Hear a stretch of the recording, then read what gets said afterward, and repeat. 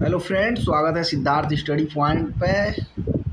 भाई हम लोग बात करने वाले हैं भाई ड्रॉपमैन में देखेंगे वन शॉट लेक्चर को। वन शॉट लेक्चर भैया किसकी आ रही है? ज्योग्राफी की लेक्चर आ रही है। क्या क्या चीज़ इसमें कवर करने वाले? यूपी की भाई जलवायु कवर करेंगे, प्रमुख नदियां कवर करेंगे, प्रमुख बांध, रामसर स्थल, प्रमुख झील, प्रमुख नहर, विद्युत परियोजना, खनिज संसाधन, वन्य जीव, पश्चिम बिहार, फसल चक्र। और यूपी में भैया जो इंडस्ट्रियल वगैरह है सारी चीज़ों को बढ़िया तरीके से कवर करने वाले हैं। ये सब कहाँ से डिस्कस कर रहा हूँ भाई? ये अपने यूनिवर्सल नोट से डिस्कस कर रहा हूँ, जो कि हमारे यूनिवर्सल नोट यूपी जीके का भी है और कंप्यूटर का है। पूरी तरीके से हैंड रिटन नोट्स है। जिसको भी चाहिए भाई इस नंबर पर मैसेज करके ले सकता है। आपको यूपी जीके मिल जाएगा 179 का और कंप्यूटर मिल जाएगा 149 का। आप जितना सोचेंगे नहीं उतना ज़्यादा कंटेंट इसमें डाल के दे दिया गया है। अभी आप टेलर उसका देखेंगे भी। तो भाई वन शॉट लेक्चर है। ड्रॉपमैन 283 की तैयारी कर रहे हो तो बढ़िया तरीके से भाई तुमको डील करना पड़ेगा, क्योंकि बिना पढ़े होगा नहीं। क्योंकि यही सब जो है मेरे डिसाइड करेगा। 283 पोस्ट ही है और बच्चा 16 से 17 हज़ार पढ़ा हुआ है, तो समझ रहे हो कंपटीशन बहुत तगड़ा हो गया है। इसलिए हम चाह रहे हैं कि बढ़िया से तुम लोग तैयारी करके इसका जाओ, एग्ज़ाम दो और एकदम इंजॉय पूरा ले लो, ठीक है ना? तो भाई शुरू करते हैं जल्दी से जल्दी लेक्चर को, ठीक है? मैं स्लाइड लगा लेता हूँ, फिर करते हैं। हाँ भाई, तो देखो यूपी जीके का भैया, देखो यूनिवर्सल नोट से हम डिस्कस कर रहे हैं। टॉपिक क्या भैया? ज्योग्राफी है, पूरी हमारी जितनी ज्योग्राफी है। और यूनिवर्सल नोट लेने के बाद तुमको इसमें नंबर पर मैसेज करना होगा। और क्या क्या चीज़ें मैं कवर कर रहा हूँ? यूपी की जलवायु, यूपी का वन नीति, यूपी की नीतियाँ, यूपी की प्रमुख बांध, और भाई यूपी की रामसर स्थल, यूपी की प्रमुख झील, यूपी की प्रमुख नहर। उसके बाद और देखो क्या डील कर रहे हैं। यूपी में भैया ताप विद्युत परियोजना जो है, यूपी में खनिज संसाधन है, यूपी के वन्य जीव विहार है। फिर यहीं पे बढ़िया बात करें, यूपी के पश्चिम बिहार है, यूपी की कृषि नीतियाँ हैं, यूपी के मिट्टी के प्रकार है, यूपी में फसल चक्र क्या है, और यूपी में भैया इंडस्ट्री मतलब उद्योग के बारे में सब चीज़ यहाँ पर बढ़िया तरीके से डील करने वाले हैं। तो मज़ा आ जाएगा भाई। पूरा लेक्चर ध्यान से सुनना पड़ेगा तुम लोगों को, ठीक है? पहले नंबर बात करते हैं ज्योग्राफी, जो यूपी की भैया कैसे डिवाइड है, ठीक है? तो भूगर्भिक दृष्टि से हम यूपी देखें तो एक गोंडवाना लैंड का हिस्सा, अभी बताएंगे गोंडवाना लैंड क्या होता है। और भैया उत्तरी पूर्वी गोलार्ध में स्थित है। जैसे हमारे पास देखो जाए, नॉर्थ है, साउथ है, ईस्ट है, वेस्ट है। तो यहाँ पे अपना उत्तर प्रदेश स्थित है, इस बात को समझेंगे। और भैया यूपी का दक्षिणी क्षेत्र है, जो कि बिंद क्रम के शैलों से मिलकर बना है, प्री कैरिबियन युग से बना है, और ये प्रायद्वीपीय भाग का भी एक हिस्सा है। समझ गए? अब हम आपको बताते हैं गोंडवाना हिस्सा कैसे। जैसे पेंजिया होता है, पेंजिया को हम दो भागों में डिवाइड करते हैं, लैर्सिया या आयरलैंड, और दूसरा को मैं डिवाइड करता हूँ गोंडवाना में। लैर्सिया में क्या आता है भैया? उत्तरी अमेरिका आता है, यूरोप आता है और एशिया आता है, ठीक है? और गोंडवाना की बात करें तो अमेरिका आएगा, साउथ अमेरिका, अफ्रीका आएगा, अंटार्कटिका आएगा, ऑस्ट्रेलिया आएगा, और लास्ट में तुम देख सकते हो भारत भी आ रहा है। तो बढ़िया तरीके से समझो भाई। ये यूनिवर्सल नोट है। वीडियो 5 मिनट में जज नहीं करना, पूरा देखना। और नंबर यहाँ पर तुमको स्क्रीन पर दिख रहा होगा, पूरा वीडियो देख लेना। उसके बाद तुम नोट्स बताओ लेना है कि नहीं लेना है, क्योंकि बहुत बच्चे ले चुके हैं, आप भी इसमें ले सकते हैं। और भाई यूपी की मैं बात करता हूँ भौगोलिक विभाजन की, मतलब भौतिक विभाजन क्या है? तो भावर या तराई क्षेत्र है, दूसरा भैया गंगा यमुना का मैदानी क्षेत्र है, और तीसरा जो है भैया दक्षिणी पठार का क्षेत्र है। तो 3 भागों में इसको डिवाइड किया गया। भावर व तराई क्षेत्र जो कि ऊपर वाला हिस्सा है। अगर यहीं में बात करें गंगा यमुना का मैदानी क्षेत्र जो कि बीच वाला है। और दक्षिणी पठार की बात करूँ तो भाई ये नीचे वाला हिस्सा है उत्तर प्रदेश का। जैसे मान लीजिए ये मैप हो गया उत्तर प्रदेश का, बहुत टूटा फूटा मैप बनाया हूँ हाथ से, ठीक है? तो ऐसे समझो, ऊपर वाला क्या है? भावर व तराई क्षेत्र है, दूसरा क्या? गंगा यमुना नदी क्षेत्र है, तीसरा जो है भैया पठारी क्षेत्र से लगा हुआ है, जो कि कहाँ पे लगा हुआ था? ये एमपी और यूपी का बॉर्डर यहाँ पर होता है, ठीक है ना? और यहाँ पे भैया उत्तराखंड से सटे जिले होते हैं, और ऊपर नेपाल से सटे जिले होते हैं, और बीच वाला भैया गंगा यमुना का मैदानी क्षेत्र है। इस बात को समझेंगे, ठीक है ना? ठीक है। अब मैं पहले सेक्शन की बात करता हूँ, जो कि मैं भावर व तराई क्षेत्र की बात कर रहा हूँ, ठीक है ना? तो भावर और तराई क्षेत्र की बात करें भैया, विस्तार इसका कहाँ है? पश्चिम में सहारनपुर से बिजनौर तक है, और पूरा में भैया कुशीनगर से देवरिया तक है, ठीक है ना? और एक पतली पट्टी के रूप में विस्तृत है। पतली पट्टी का मतलब देख सकते हो, जैसे यहाँ पर देखो एक पतली पट्टी है ना, ये तो मैं हाथ से बनाया हूँ। इधर ज़्यादा चौड़ा है, और इधर जैसे जैसे आएगा पूरब की तरफ, ये क्या होगा? चौड़ाई इसका घटता जाएगा, ठीक है? और इसकी चौड़ाई कितनी होती है? 80 से 90 किलोमीटर होती है। ये सब अभी बात बताएंगे बढ़िया तरीके से, नोट मज़ा आ जाएगा भाई, जलवा आ जाएगा तुम लोग को, समझ रहे हो? चौड़ाई की बात करूँ तो पश्चिम में देखो, मैं अभी बता रहा था कि पश्चिम में तुमको यहाँ पर ज़्यादा मिलेगा, और पूरब में यहाँ पर कम हो जाएगा। वही चीज़ यहाँ पर देखो लिख भी दिया गया है, पश्चिम में ज़्यादा होगा भाई, और पूरब में क्या होगा? कम होगा, ठीक है? और तराई क्षेत्र की चौड़ाई देखो 80 से 90 किलोमीटर बता रहे थे, वो भी आ चुका है यहाँ पे, समझ गए? बढ़िया तरीके से समझो। तराई क्षेत्र की बात करें तो भैया हाथी घास का क्षेत्र कहलाता है, और दलदली गाद और मिट्टी वाला क्षेत्र है, ठीक है ना, क्योंकि भाई पानी ज़्यादा रहेगा तो ऑब्वियस सी बात है मिट्टी क्या हो जाएगी, दलदल हो जाएगी, ठीक है ना। अगर ये भावर क्षेत्र की बात करें तो नदियों द्वारा निर्मित स्थलाकृत होती हैं भैया, जिसमें जलोढ़ मृदा और जलोढ़ पंख होती हैं, और कंकरीली पथरीली क्षेत्र होती है, और इसमें नदियाँ क्या हो जाती हैं, लुप्त हो जाती हैं, ठीक है। तराई क्षेत्र की बात करें तो यहाँ की जलवायु स्वास्थ्य के लिए कम अनुकूल होती है, क्यों, क्योंकि यहाँ पर लगातार पानी वानी बने रहते हैं, तो भाई उससे कई तरह के केस क्या होते हैं, बीमारी उत्पन्न हो जाते हैं, तो ये सब इस चीज़ को समझेंगे, ठीक है। और इस क्षेत्र की प्रमुख फसलें जो है भैया गंगा यमुना और धान और जूट है, समझ रहे हो। और यहीं पे दूसरे नंबर की बात करता हूँ, जो कि मैं आपको मैप में दिखाया हूँ, गंगा यमुना का मैदानी क्षेत्र, ठीक है, तो जलोढ़ या काम मृदा द्वारा निर्मित होता है, ठीक है। ये जलोढ़ मृदा मतलब एलुवियल सॉइल से निर्मित होता है, और ये बांगर और खादर में डिवाइड होता है। बांगर को भैया मैं पुरानी मिट्टी बोलता हूँ, और खादर को नई मिट्टी बोलता हूँ। और ये जो नई मिट्टी होती है अत्यंत उपजाऊ होती है, और ये ऊंचे मैदानों भागों में पाई जाती है, बांगर वाली, ठीक है। तो समझ गए। ढलान इसका कैसा है भैया, उत्तर पश्चिम से लेके दक्षिण पूर्व तक है, इस बात को समझ गए आप लोग, ठीक है ना। और बात समझिए यहाँ पे, समुद्र तल से इसकी औसत ऊंचाई भैया 300 मीटर है, क्योंकि देखो यहाँ पे ऊंची मैदानों पे भाग पाई जाती है। और ढलान तुमको मैं बता दिया north west to south east है, जैसा कि यहाँ पे तुमको देख सकते हो, जैसे नॉर्थ वेस्ट से साउथ ईस्ट की तरफ इसकी ढलान चलेगी, ठीक है ना। तो ये सब समझ जाओगे बढ़िया से, ठीक है। और यहाँ पे देखो उत्तर दक्षिण से ऐसे ढलान चलेगी, ठीक है ना। और यहीं पे बात करें तीसरी वाली की भैया दक्षिणी पठारी क्षेत्र की, तो दक्षिणी पठारी क्षेत्र भैया यहाँ पे तुमको क्या करना है, समझो। सर्वाधिक ऊंचाई 300 मीटर है, क्षेत्रफल इसका 45,200 किलोमीटर स्क्वायर है। अब प्रमुख जो फसल है यहाँ पे चना है, अरहर है, जौ है, सरसों है, गेहूँ है, ठीक है। और इसको भैया दो भागों में डिवाइड किया गया, किसमें, पहला बुंदेलखंड में और दूसरा बघेलखंड में, ठीक है। तो पहला हम बुंदेलखंड देखते हैं, फिर बघेलखंड के बारे में देखेंगे, ठीक है। बुंदेलखंड की बात करें तो इसमें 7 जिले आते हैं, और ये बघेलखंड से भी ऊंचा है, तो जाहिर सी बात है अगर इसकी औसत ऊंचाई 300 किलोमीटर है, 300 मीटर है, तो बघेलखंड वाला जो है भाई वो क्या हो जाएगा, अपने आप क्या हो जाएगा, इससे छोटा हो जाएगा, जो कि करीब 240 या 50 मीटर है। अभी उसको देखते हैं कितना है, ठीक है ना। घास का मैदान चलास होता है भैया, निर्माण जो होता है बिंद क्रम की शैलों से मिलकर ये बना हुआ है, ठीक है। इसके पश्चिमी भाग में काली मिट्टी पाई जाती है, जो कि मालवा का विस्तार करती है, और दक्षिण से उत्तर तक इसका ढलान है, ठीक है ना। अगर मैं बात करूँ साउथ से लेके उत्तर तक, मतलब इसका क्या है, ढलान है, मतलब स्लोप है, ठीक है ना। स्लोप आप समझते होंगे। शुष्क खेती यहाँ पर ज़्यादा होती है, और ज़्यादातर पठारी क्षेत्र पर लाल मिट्टी पाई जाती है, ठीक है ना। और यहीं पे देखो बघेलखंड की बात करता हूँ, तो भैया ये मिर्ज़ापुर और सोनभद्र पे फैला हुआ है, और इसकी औसत ऊंचाई देखो अभी मैं बता रहा था 250 मीटर है, इस बात को ध्यान रखेंगे। इस क्षेत्र में शंक्वाकार टीले बहुआयतायत में पाए जाते हैं, भैया जो कोनिकल होते हैं, कोनिकल, अरे यार कोन बर्फा नहीं बनता है, हाँ ऐसे समझो, कोन की तरह भैया इसका शेप होता है। और सोनाकार पहाड़ी जो कि मिर्ज़ापुर में भैया 600 मीटर की ऊंचाई पर है, ध्यान रखेंगे, ठीक है। दक्षिणी पठारी क्षेत्र की प्राकृतिक सीमाएं की बात करें तो नॉर्थ में क्या है भैया, गंगा यमुना नदी है, ईस्ट में क्या है, केन नदी है, साउथ में क्या है, बिंद श्रेणियाँ हैं, और वेस्ट में क्या करें तो बेतवा या तथा पहुजा नदी है। तो भाई नोट्स कितना बढ़िया लग रहा होगा ये हमको आप लोग बताएंगे, और बढ़िया तरीके से इस नंबर पर मैसेज करके नोट्स भी ले सकते रहेंगे, ठीक है ना। और यूपी की भाई जलवायु की बात करता हूँ, तो यूपी की जलवायु के बारे में बात करता हूँ, ठीक है।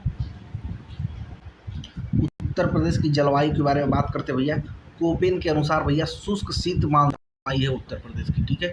और यूपी को टोटल 9 कृषि जलवायु क्षेत्रों में बांटा गया है भैया।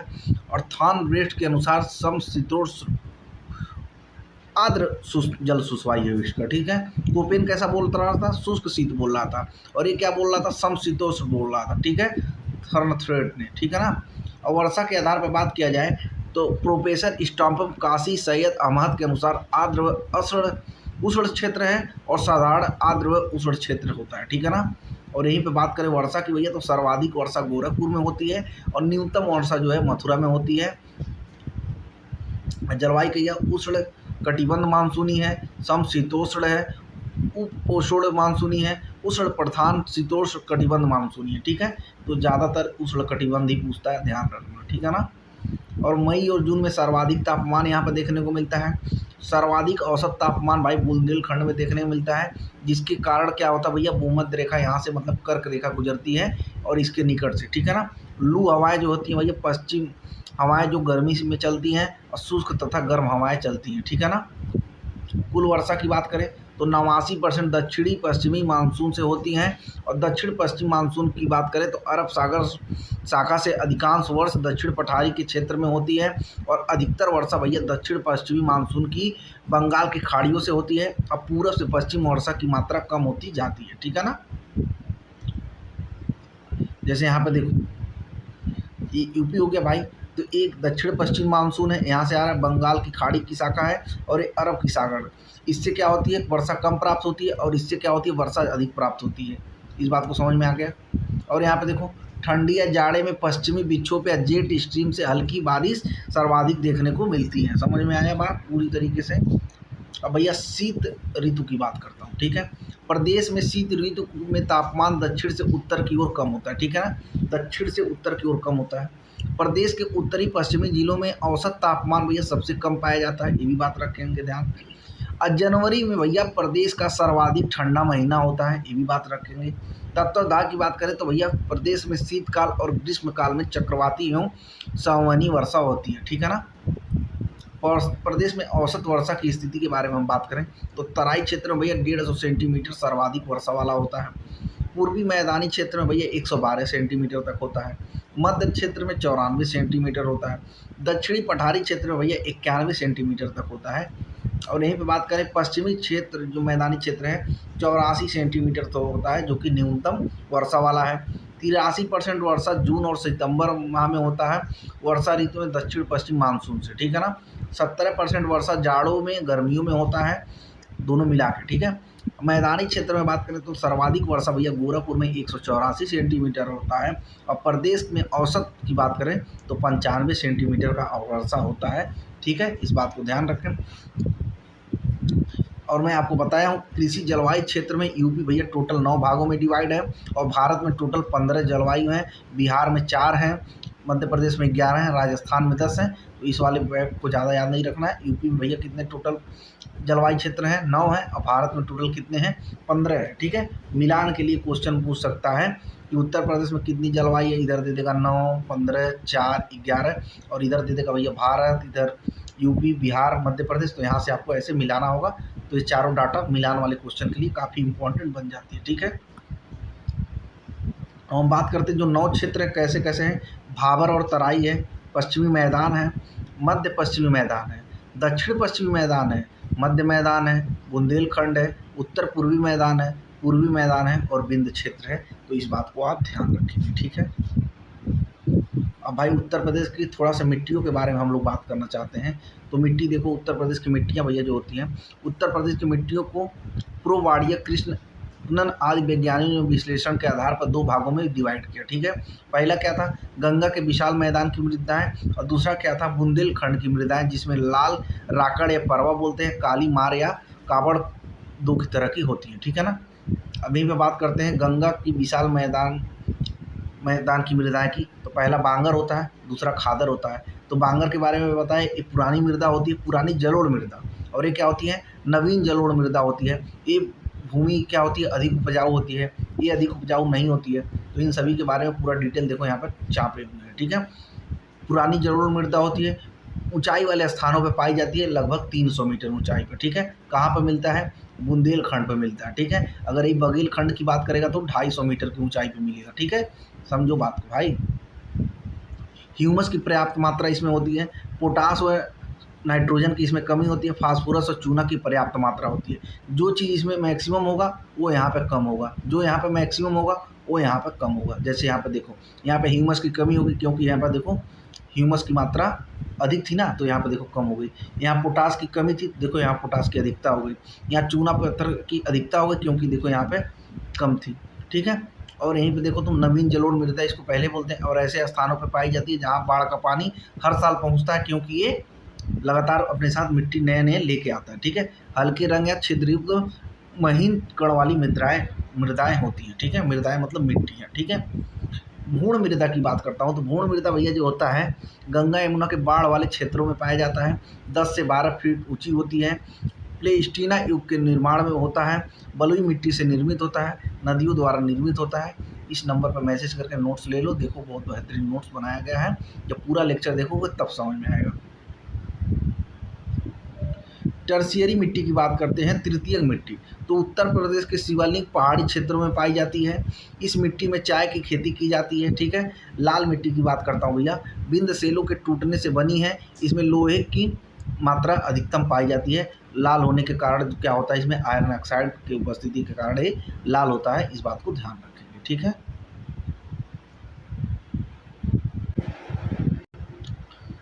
अदर इन्फॉर्मेशन की बात करें भैया, उत्तर प्रदेश के उत्तरी पश्चिमी भाग में मिट्टी में फास्फेट की कमी पाई जाती है। ठीक है। नदी के किनारे जल वाल्पित मृदा में दू या ढू कहते हैं। ठीक है। आजमगढ़, मऊ, जौनपुर आदि जिलों की मृदा में पोटास की कमी पाई जाती है। सर्वाधिक लवणी या क्षारीय मृदा रायबरेली जिले में है। उत्तर प्रदेश के झांसी और आगरा जिलों में क्रमशः सर्वाधिक बंजर भूमि पाई जाती है। ठीक है ना। पहले झांसी में सबसे ज़्यादा बंजर भूमि है, फिर आगरा में। ठीक है ना। कुशीनगर जिले की मिट्टी में स्थानीय भाषा में भाट कहा जाता है, जिसमें मोटे अनाज उगाए जाते हैं। ठीक है।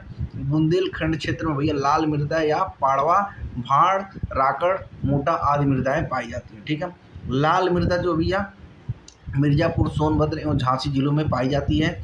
और यहीं पे बात करें, लाल मृदा में नाइट्रोजन, जीवाश्म, फास्फोरस एवं चूना आदि खनिजों की कमी पाई जाती है। पश्चिमी यूपी की बात करें तो भैया मृदा अम्लीय होती है। उत्तर प्रदेश में पाई जाने वाली मिट्टियाँ, ठीक है ना। तो उत्तर प्रदेश में पाई जाने वाली मिट्टियाँ के बारे में बात करते हैं। ठीक है। उत्तर प्रदेश में पाई जाने वाली मिट्टियाँ और कहाँ पर पाई जाती हैं उसका स्थान यहाँ पर दिया हुआ है।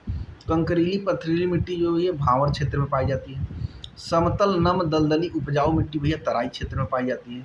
जलोढ़ मिट्टी भैया मैदानी क्षेत्र में या गंगा यमुना दोआब क्षेत्र में मिलता है। जैसे दो नदियों के बीच में बनने वाले क्षेत्र को दोआब बोलते हैं। इस बात को आप ध्यान रखेंगे। ठीक है ना।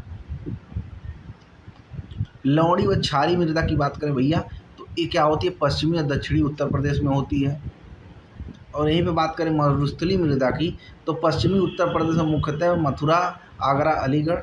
अगर यही बात करें अम्लीय मृदा की तो पूर्वी उत्तर प्रदेश के तराई भागों के कुछ हिस्सों में पाया जाता है। सातवीं की बात करें काली मिट्टी, जालौन, झांसी, ललितपुर, हमीरपुर में पाया जाता है। आठवें बात करें तो उत्तर प्रदेश के दक्षिणी पठार की मिट्टी होती है, प्रयागराज, झांसी, मिर्जापुर, चंदौली, सोनभद्र में। ठीक है। और ये भाड़ की बात करें तो पूर्वी उत्तर प्रदेश में गोरखपुर, बस्ती, गोंडा, महाराजगंज में पाया जाता है। ठीक है ना। और यही जो भाई कुछ मिट्टी होती है और जिनका स्थानीय नाम क्या क्या होता है, जैसे खादर की बात करें तो नवीन जलोढ़ मृदा, कछमी दोमा, मटियारा या सिल्ट बलुआ बोलते हैं इसको। बांगर की बात करें तो पुरानी जलोढ़, उपचार मृदा, दोमहार, मटियार, बलई, दोमट बोलते हैं इसको। ऊसर भूमि की बात करें तो इसमें लवण और क्षारीयता होती है और ये रे बंजर तथा कल्चर में आता है। बलुई मिट्टी की बात करें तो ऊंचे टीले जैसे वुड का निर्माण करती है और 10 से 12 फीट का इसकी ऊंचाई होती है। काली मृदा की बात करें तो रेगुर, करेल, कपास सर्वाधिक जल धारण क्षमता। जो भैया ब्लैक कॉटन सॉइल होता है वो क्या करता है, मैक्सिमम बियरिंग कैपेसिटी इसमें होता है। ठीक है ना। बुंदेलखंड की मिट्टी की बात करूँ तो भैया लाल मृदा वहाँ पे बोला जाता है उसको। ठीक है। मृदा अपरदन की बात करता हूँ जिसको सॉइल इरोजन बोलता हूँ। ठीक है। प्रदेश में वायु अपरदन आगरा, मथुरा, मरुस्थली की मृदा अपेक्षाएं जलीय अपरदन ज़्यादा होती है। अपरदन का मतलब होता है भाई वहाँ से चीज़ों को हटकना। जैसे मान लीजिए यहाँ पर कोई टीला बना है, हटते हटते हटते हटते अपरदन मतलब उसमें इरोजन हो रहा है। ठीक है। परत की बात करते हैं भैया तो परत अपरदन समतल क्षेत्रों में होता है। इससे मिट्टी की ऊपरी उपजाऊ परत का धीरे धीरे हार्स होता है, मतलब लॉस होता है। अतः परत अपरदन को किसान की मौत कहा जाता है। समझ रहे हो। जो बढ़िया तरीके से मिट्टी रहेगी और उसमें इरोजन होगा तो किसान की मौत की तरह उसको जाना जाता है। क्षुद्र सज्जा अपरदन कम ढाल वाले क्षेत्रों में होता है। इसमें पतली पतली नालियाँ पाई जाती हैं। ठीक है। और देखा जाए और नालिका अपरदन में यू या वी आकार के बिहड़ों का निर्माण होता है। ये अधिक ढाल वाले खेतों में होता है। यह क्षुद्र सरिता अपरदन का ही बड़ा रूप है। भारत में मृदा अवनालिका अपरदन में सर्वाधिक प्रस्तावित क्षेत्र चंबल घाटी क्षेत्र है। ठीक है ना भाई। अपरदन का स्वरूप देखेंगे और सर्वाधिक प्रभावित कौन कौन से क्षेत्र होते हैं ये भी हम लोग देखेंगे। जलीय अपरदन की बात करें तो पूर्वी व दक्षिणी उत्तर प्रदेश जो हिमालय का तराई प्रदेश है वो ज़्यादा प्रभावित होता है। परत अपर्दन की बात करें तो पूर्वी व उत्तरी उत्तर प्रदेश बहुत प्रभावित होता है। शुद्ध सरिता अपर्दन की बात करें तो दक्षिणी उत्तर प्रदेश काफ़ी प्रभावित होता है। और नालिका अपर्दन की बात करें तो पश्चिमी उत्तर प्रदेश मुख्यतः भैया इटावा जिला प्रभावित होता है। और वायु अपर्दन की बात करें तो पश्चिमी उत्तर प्रदेश का मुख्यतः आगरा व मथुरा प्रभावित होता है। ठीक है ना। अब भैया ग्रीष्म ऋतु में वायु अपर्दन सर्वाधिक होता है, इस बात को ध्यान रखें। ठीक है। यूपी में भैया वन का विस्तृत जानकारी आपको समझाते हैं। उत्तर प्रदेश की वन नीति के बारे में बताते हैं। प्रथम वन नीति वर्ष में बनाई गई 1952 में और द्वितीय वन वर्ष नीति बनाई गई 1988 में। ठीक है। वर्तमान स्थिति में राज्य वन नीति 2017 लागू है, जो कि यूपी वन नीति 1998 के स्थान पर आया हुआ है। ठीक है ना। और यहीं पे बात करें उत्तर प्रदेश वन नीति का संचालन 1998 से है। ठीक है। और सेकेंड वन नीति भैया इसमें 1/3 मैदानी है और 2/3 क्या है, पहाड़ी है। ठीक है ना। मतलब 33% ए है, 66% ए है। ठीक है। और फर्स्ट राष्ट्रीय वन नीति भैया समानतः 1894 में और आज़ाद भारत में 1952 में इसको बनाया गया था। ठीक है। यूपी में और वन की बात कर लेते हैं। उत्तर प्रदेश वन नीति 1998 से लागू है और उत्तर प्रदेश में भैया वर्तमान में वन नीति 2017 लागू है। और उत्तर प्रदेश वन निगम की स्थापना 25 नवंबर 1977 को की गई। सर्वाधिक वन जो है भैया उष्णकटिबंधीय पर्णपाती वन है और उत्तर प्रदेश वन क्षेत्र 15% करने का लक्ष्य किया है 2026 से 27 है। मतलब पूरे भारत में जितना वन है उसका 15% यूपी करना चाहता है, तो उसका लक्ष्य कितना रखा है 2026 से 2027 तक। ठीक है ना। इस बात को ध्यान रखें। और यहीं पे बात करें भैया उत्तर प्रदेश वन महोत्सव की, तो उत्तर प्रदेश वन महोत्सव भैया जो इसका प्रारंभ कहाँ पर हुआ, जुलाई 1952 में हुआ। वन महोत्सव सप्ताह भैया 1 जुलाई से, जो कि जुलाई का प्रतिवर्ष पहला सप्ताह मनाया जाता है। ठीक है। वन महोत्सव आंदोलन का मूल आधार था वृक्ष का अर्थ है जल और जल का अर्थ है रोटी और रोटी ही जीवनी है। ठीक है ना। तो इस बात को समझेंगे, ये टैगलाइन है भैया। वृक्ष का अर्थ है जल और जल का अर्थ है रोटी और रोटी क्या है, जीवनी है। समझ गए। उत्तर प्रदेश में भैया वनों के प्रकार 3 प्रकार के वन पाए जाते हैं। उष्णकटिबंधीय पर्णपाती वन, उष्णकटिबंधीय शुष्क पर्णपाती वन और उष्णकटिबंधीय कटीली झाड़ियाँ वन। ठीक है। तो तीनों कहाँ कहाँ मिलते हैं, क्षेत्र इसका तराई और भावर क्षेत्र में मिलता है। ये पूर्व मध्य और पश्चिमी मैदानी क्षेत्र में मिलता है और ये दक्षिणी उत्तर प्रदेश में मिलता है। ठीक है। इसमें उदाहरण क्या है, साल है, बेर है, गुलर है, पलास है, मछुआ है, जामुन है, बांस है, बेत है। इसमें क्या है भैया, नीम है, शीशम है, बेल है, अंजीर है, पीपल है, जामुन है। और ये तीसरे में बात करें तो अकेसिया है, कत्था है, धामन है, फुलाई है, ये सब है। ठीक है ना। उत्तर प्रदेश के तराई क्षेत्र में, अच्छा किसी को लग रहा है बहुत बोरिंग, नहीं भाई यही सब क्वेश्चन पूछ रहा है, स्टेटमेंट ऐसे 3-3 दे दे रहा है, पूछ रहा है कौन सही है कौन गलत है, कितने सही है कितने गलत है। तो इसको आप बोरिंग में समझोगे तब तो हो गया। उत्तर प्रदेश के तराई क्षेत्र में भैया रोवालिया, सफेडाइन, एक्साइन, बाइटोला, साफ्रेस, पोडोमाइजिन नामक औषधियाँ इस पौधे इसमें पाई जाती हैं। और भैया बुंदेलखंड एवं बघेलखंड क्षेत्रों में बहुता ढाक, सागौन, महुआ, सलई, चिरौंजी तथा तेंदू के वृक्ष पाए जाते हैं। मृज बंधु पुरस्कार योजना भैया है 2007 और 2008 में प्रारंभ की गई। उत्तर प्रदेश में वनों को वर्ष 1935 से राजकीय संपत्ति घोषित कर दिया गया और भारतीय वनस्पति शोध संस्थान लखनऊ में स्थित है और ये वैज्ञानिक तथा औषधिक अनुसंधान परिषद नई दिल्ली के अंतर्गत कार्यरत है। 25 अक्टूबर 1978 को इसका नाम बदलकर राष्ट्रीय वन अनुसंधान संस्थान कर दिया गया। ठीक है ना। और भैया यूपी में वन का क्षेत्रफल देख लिया जाए तो यूपी का भैया फर्स्ट वन ग्राम जो है बेलहत्थी सोनभद्र का है। और ऑपरेशन ग्रीन योजना 1 जुलाई 2001 वन क्षेत्र बढ़ाने के लिए लागू किया गया। यूपी ग्रीन क्लीन यूपी 7 नवंबर 2015 से लागू किया गया। यूपी वन प्रशिक्षण संस्थान कानपुर 1988 से लागू किया गया। राज्य वन अनुसंधान प्रयोगशाला कानपुर 1970, राज्य वन अनुसंधान संस्थान 1933 में इसका नाम पड़ा। ठीक है। और यूपी में भैया सामाजिक वानिक योजना जो है 1979-18 में स्टार्ट की गई। ठीक है। और भाई नोट्स लेने के लिए इस नंबर पर तुम मैसेज कर सकते हो। कंटेंट तुम देखो जलवा के तरीके का रहेगा कंटेंट, भाई तुमको इतना लिखने में बहुत टाइम लगेगा, ये सब बात समझो। वनों से लाभ की बात करते हैं भैया, तो बिरोज और तारपीन के तेल की प्राप्ति और चीड़ के वृक्ष या साल का प्रयोग किया जाता है। कत्था की प्राप्ति हो तो खैर वृक्ष का उपयोग किया जाता है। कागज उद्योग में भैया बेत व बांस का उपयोग किया जाता है। इमारती लकड़ी के रूप में साल, सागवान का उपयोग किया जाता है। रेलवे लाइन के स्लीपरों में भैया साल, चीड़, सागवान, देवदार आदि वृक्षों का उपयोग किया जाता है। इस बात को ध्यान रखें, ठीक है। वनों पर आधारित उत्तर प्रदेश के प्रमुख उद्योग एवं संबंधित जिले या क्षेत्र की बात करता हूँ तो बेत, फर्नीचर, माचिस, कत्था या प्लाईवुड भैया कहाँ पे होता है? बरेली, नजीमाबाद, ज्वालापुर, ठीक है। कागज उद्योग की बात करता हूँ तो सहारनपुर में। लकड़ी के खिलौनों की बात करता हूँ तो भैया ये सोनभद्र, वाराणसी। खेल के सामान की बात करता हूँ तो मेरठ में। बीड़ी, चीनी मिट्टी के खिलौने की बात करता हूँ तो मिर्जापुर, झांसी, बरेली, सहारनपुर। इस बात को ध्यान रखें, ठीक है। अब उत्तर प्रदेश का चिड़ियाघर, वन्य जीव विहार और पक्षी विहार के बारे में हम लोग देखने वाले हैं, ठीक है। तो उत्तर प्रदेश में चिड़ियाघर कितना भैया? 3 है। कौन कौन सा? नवाब वाजिद अली शाह जूलॉजिकल गार्डन लखनऊ में है। कानपुर प्राणी उद्यान कानपुर में है। और भैया शाहिद अशफाक उल्ला खान प्राणी उद्यान गोरखपुर में, जहाँ पर हाथी संरक्षण केंद्र की भी स्थापना इसमें की गई है, ठीक है। यूपी में हाथी संरक्षण की बात करें तो 2 है, एक शिवालिक है जो कि, और दूसरा क्या है? तराई है, ठीक है। और ये देश का 33 है, ठीक है ना। और एलिफेंट पहला जो है भैया हॉस्पिटल मथुरा में है, और जो लार्जेस्ट है वो तिरुवनंतपुरम केरल में है, ठीक है ना। और यूपी के भैया वन्य जीव विहार संबंधित जिले की बात करते हैं। कैमूर वन्य जीव विहार भैया मिर्जापुर, सोनभद्र में है। हस्तिनापुर वन्य जीव विहार भैया मेरठ, हापुड़, बिजनौर में है। और सुहागी 12वां वन्य जीव विहार भैया आपका महाराजगंज में है। और यहीं पे बात करें कतर नियार घाट वन्य जीव विहार तो बहराइच में है। और रानीपुर वन्य जीव विहार भैया बांदा में है। किशनपुर वन्य जीव विहार भैया लखीमपुर खीरी में है। इस बात को ध्यान रखेंगे।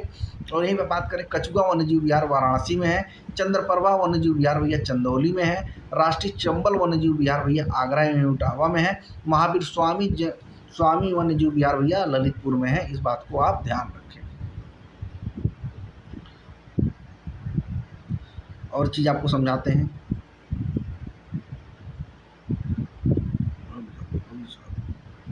नोट्स भाई कैसा लग रहा है कमेंट सेक्शन में बताना। इस नंबर पे मैसेज करके नोट्स लेना बढ़िया तरीके से। यूपी के भाई पक्षी विहार की बात करता हूँ तो विजय सागर पक्षी वन्य जीव विहार कहाँ पे है? महोबा में है। इस बात को ध्यान रखेंगे। पार्वती आर्गा पक्षी वन्य जीव विहार कहाँ पे है? गोंडा में है। शहीद चंद्रशेखर आज़ाद नवाबगंज पक्षी वन्य जीव विहार कहाँ है? उन्नाव में है। समसपुर पक्षी वन्य जीव विहार भैया रायबरेली में है। सूर सरोवर पक्षी वन्य जीव विहार भैया आगरा इटावा में है। पटना पक्षी वन्य जीव विहार भैया एटा में है। समान पक्षी वन्य जीव विहार मैनपुरी में है। लाख बहोसी पक्षी वन्य जीव विहार कन्नौज में है।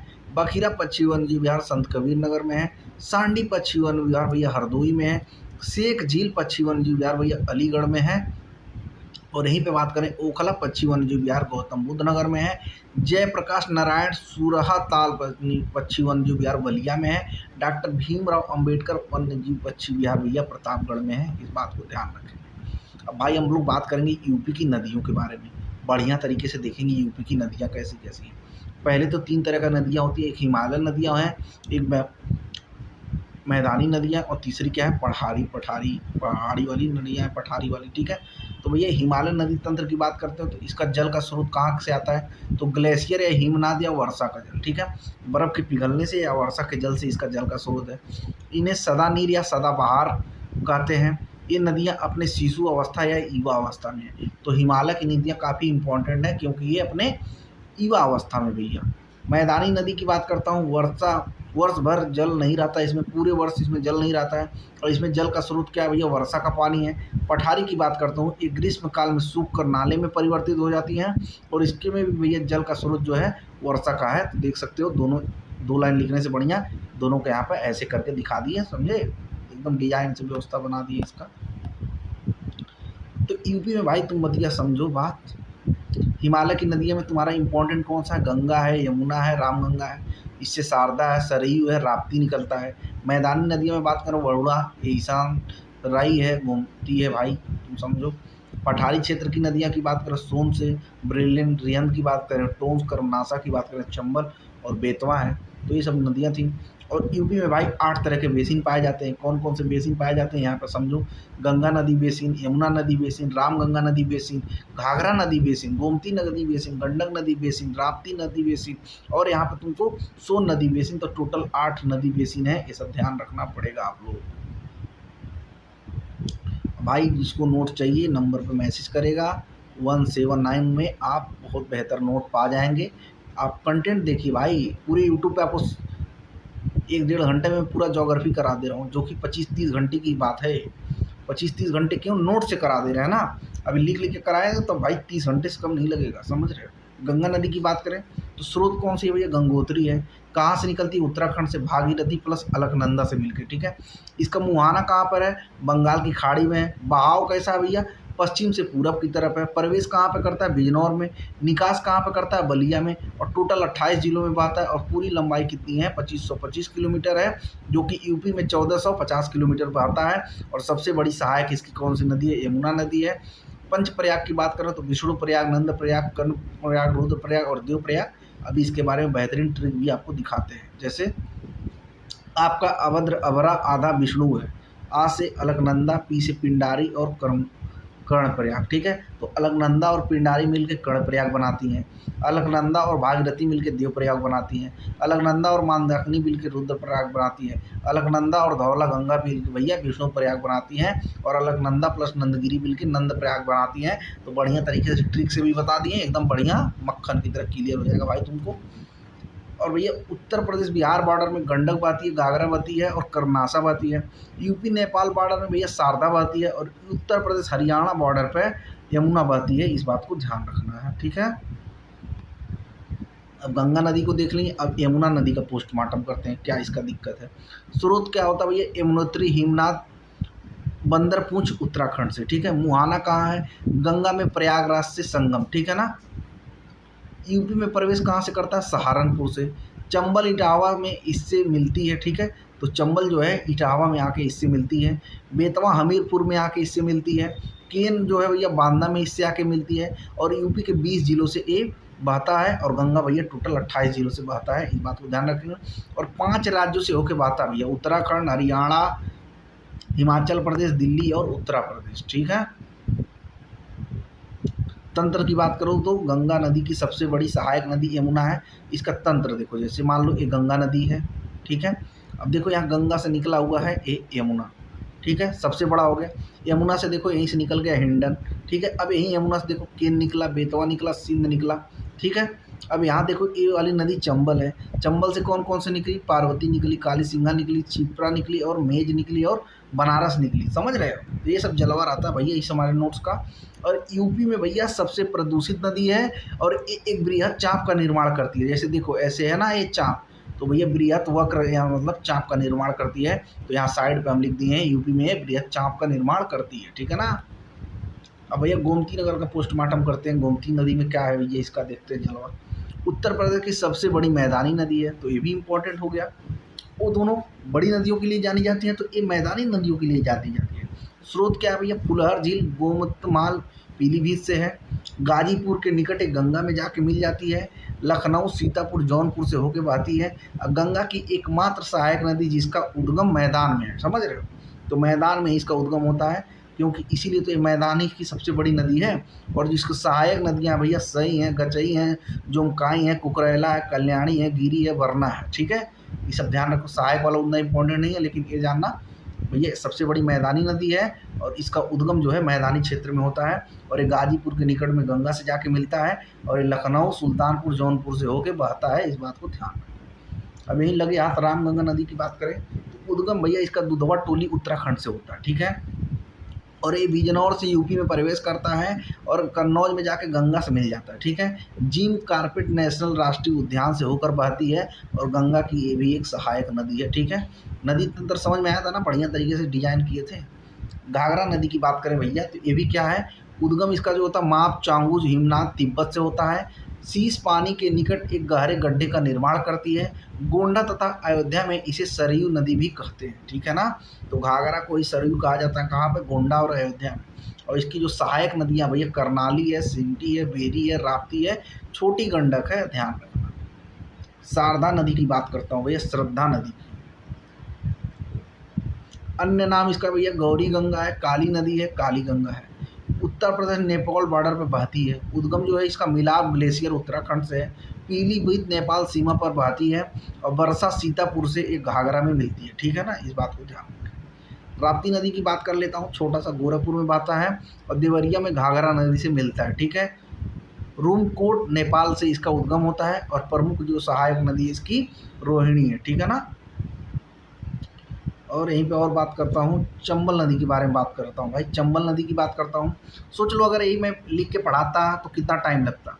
टाइम भी मैं आप लोगों को बचा रहा हूँ, कंटेंट भी बहुत सॉलिड दे रहा हूँ। एक नदी पढ़ो, पूरा कहानी खत्म। और भाई नंबर यहाँ पे दिख रहा है, बढ़िया से नोट्स लो, पढ़ो। ठीक है।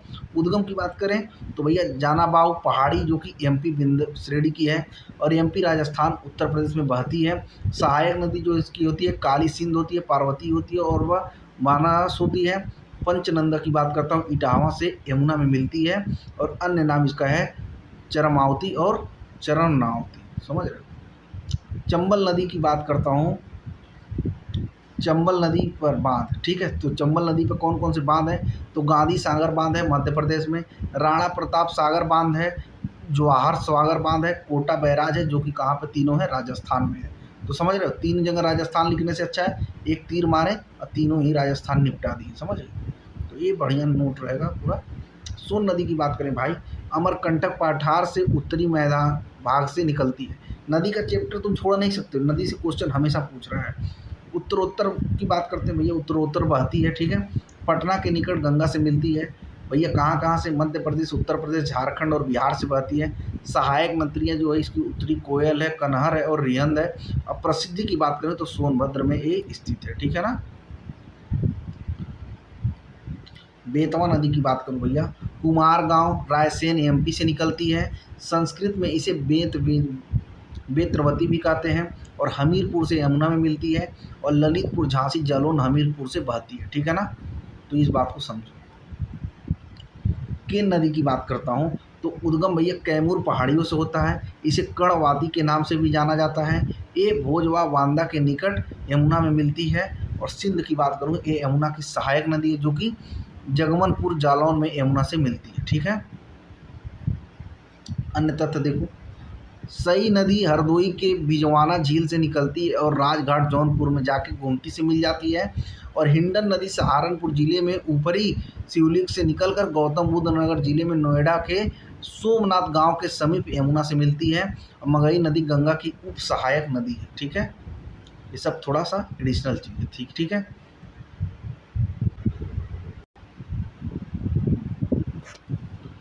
चलो भाई देखते हैं नदियों के किनारे स्थित उत्तर प्रदेश के प्रमुख शहर कौन कौन से नदी के किनारे ये प्रमुख शहर स्थित हैं। ठीक है। इस बात को हम लोग देखते हैं फिर से। ठीक है। तो चित्रकूट की बात करूँ तो मंदाकिनी नदी पे है। बिजनौर की बात करूँ तो गंगा नदी पे है। हस्तिनापुर की बात करूँ तो गंगा नदी के तट पर है। ठीक है। और यहीं पे बात करूँ गढ़मुक्तेश्वर, बुलंदशहर, संभल, बदायूं, फारुखाबाद, कानपुर नगर, तो ये सब कहाँ पर थे भैया, गंगा नदी के तट पर थे। ठीक है ना। ये सब गंगा नदी के तट पर थे। और यहीं पे बात करता हूँ बटेश्वर की, तो यमुना नदी के तट पर। मुरादाबाद रामगंगा। गाजीपुर की बात करता हूँ गंगा पर। प्रतापगढ़ या रायबरेली की बात करता हूँ तो सई नदी के तट पर स्थित है। और यही मेरठ या गाजियाबाद की बात करूँ तो हिंडन नदी। कासगंज की बात करूँ तो काली नदी। और यहीं पे बात करूँ अड़तेजी, खेड़ा, एटा की, तो काली नदी के तट पर ये स्थित है। ठीक है ना।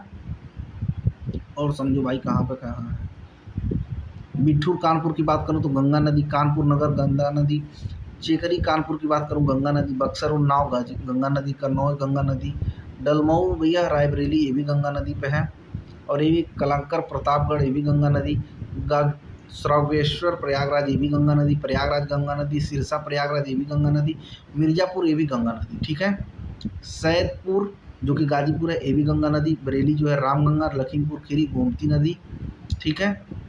चुनार भैया गंगा नदी। वाराणसी गंगा नदी। देवगढ़ ललितपुर बेतवा नदी के तट पर स्थित है। ठीक है। ये सब चीज़ें ध्यान रखेंगे। और भैया बात कर लेते हैं प्रमुख नदी घाटी परियोजना। ठीक है। तो पहला क्या है आपको याद रखना है, राजघाट बांध परियोजना जो कि उत्तर प्रदेश और मध्य प्रदेश की संयुक्त परियोजना है जो कि बेतवा नदी पर बनाई गई है। ठीक है, रामगंगा परियोजना की बात करता हूँ तो उत्तर प्रदेश के बिजनौर जिले के निकट कालागढ़ उत्तराखंड में स्थित है। गोकुल बैराज परियोजना की बात करूं तो मथुरा भैया यमुना नदी पर पेयजल हेतु इसको बनाया गया है। गंगा गंडक परियोजना की बात करता हूं तो उत्तर प्रदेश एवं बिहार इसमें और नेपाल भी इसमें शामिल है, और गोविंद वल्लभ पंत पिपरी सोनभद्र में स्थित है। ठीक है ना, तो ये भैया परियोजना थी। अब हम आपको बताते हैं उत्तर प्रदेश की झील व उत्तर प्रदेश की झीलें एवं आर्द्रभूमि स्थल। ठीक है, तो बाणताल झील भैया रामगंगा नदी तट पर निर्मित है, गोकुल झील का उदाहरण है। टांडा दरी दल दरार गर्त की से निर्मित झीलें जो कि मिर्जापुर से अवस्थित है। उत्तर प्रदेश में स्थित प्रमुख झीलें जो है भैया इसकी बात करते हैं। ठीक है ना, झील का नाम देखो और शहर का या स्थिति या स्थान का नाम देखो। लीलाौर झील भैया जो बरेली में, बैती झील बात करें प्रतापगढ़ में, कुल्हड़ झील की बात करें तो पीलीभीत में, दलहर झील की बात करें तो हरदोई में है, दक्खन झील की बात करें अम्बेडकर नगर में है, चित्तौड़ झील की बात करें तो बहराइच में है, और यहीं पे बात करें बेलसागर कृत्रिम झील तो महोबा में है, टांडा दरी दरगर की बात करें तो मिर्जापुर में, मदन सागर की बात करें तो महोबा में है, और यहीं पे भैया बात करें हम लोग कुंद्रा की तो उन्नाव में है, बरुआ सागर झांसी में है, बाड़तेला शाहजहाँपुर में है, और यहीं पे बात करें हम लोग गौर झील की तो रामपुर में है, और कीथम झील जो सूर सरोवर है आगरा में स्थित है। ठीक है, और भी झीलें हैं यहाँ पर देखते हैं। मदन सागर झील भैया महोबा में है, सुरवा तावल बलिया में है, बल्हा पार कानपुर में, नौ झील जो है मथुरा पे स्थित है। ठीक है ना, सुरहा भैया बलिया में है, करेला इंदौजा जो है लखनऊ में है, रामसर झील जो है रायबरेली में है, राधा कुंड जो है मथुरा में है, और बल्हा पार्क की बात करें तो कानपुर में, राजा का बांध की बात करें सुल्तानपुर में, औंधी ताल की बात करें तो वाराणसी में, मोती झील की बात करें तो कानपुर शहर में है, रामगढ़ ताल की बात करें तो गोरखपुर के शहर पर स्थित है, ध्यान रखेंगे। शेख झील की बात करें तो अलीगढ़ में है। ठीक है, ये प्रमुख झील थी और किस स्थान पर थे उसके बारे में हमने बात की। ठीक है ना, और उत्तर प्रदेश के भैया जो रामसर स्थल हैं उसके बारे में हम बात करते हैं, जो आर्द्रभूमि स्थल हैं, और उनका जिला के बारे में भी हम देखते हैं। ठीक है ना, तो पहला बात करते हैं भैया ऊपरी गंगा नदी जो कि पहला है, कहाँ पे है, ब्रिज घाट से नरौरा तक विस्तार है इसका। सरसई नावर झील की बात करें इटावा में है, तीसरे की बात करें नवाबगंज पश्चिम बिहार उन्नाव में है, सांडी पश्चिम बिहार भैया हरदोई में है, यहीं पे बात करें हम लोग समस्तपुर पश्चिम बिहार रायबरेली में है, समान पश्चिम बिहार मैनपुरी में है, पार्वती आरक पश्चिम बिहार भैया गोंडा में है, इस बात को ध्यान रखें।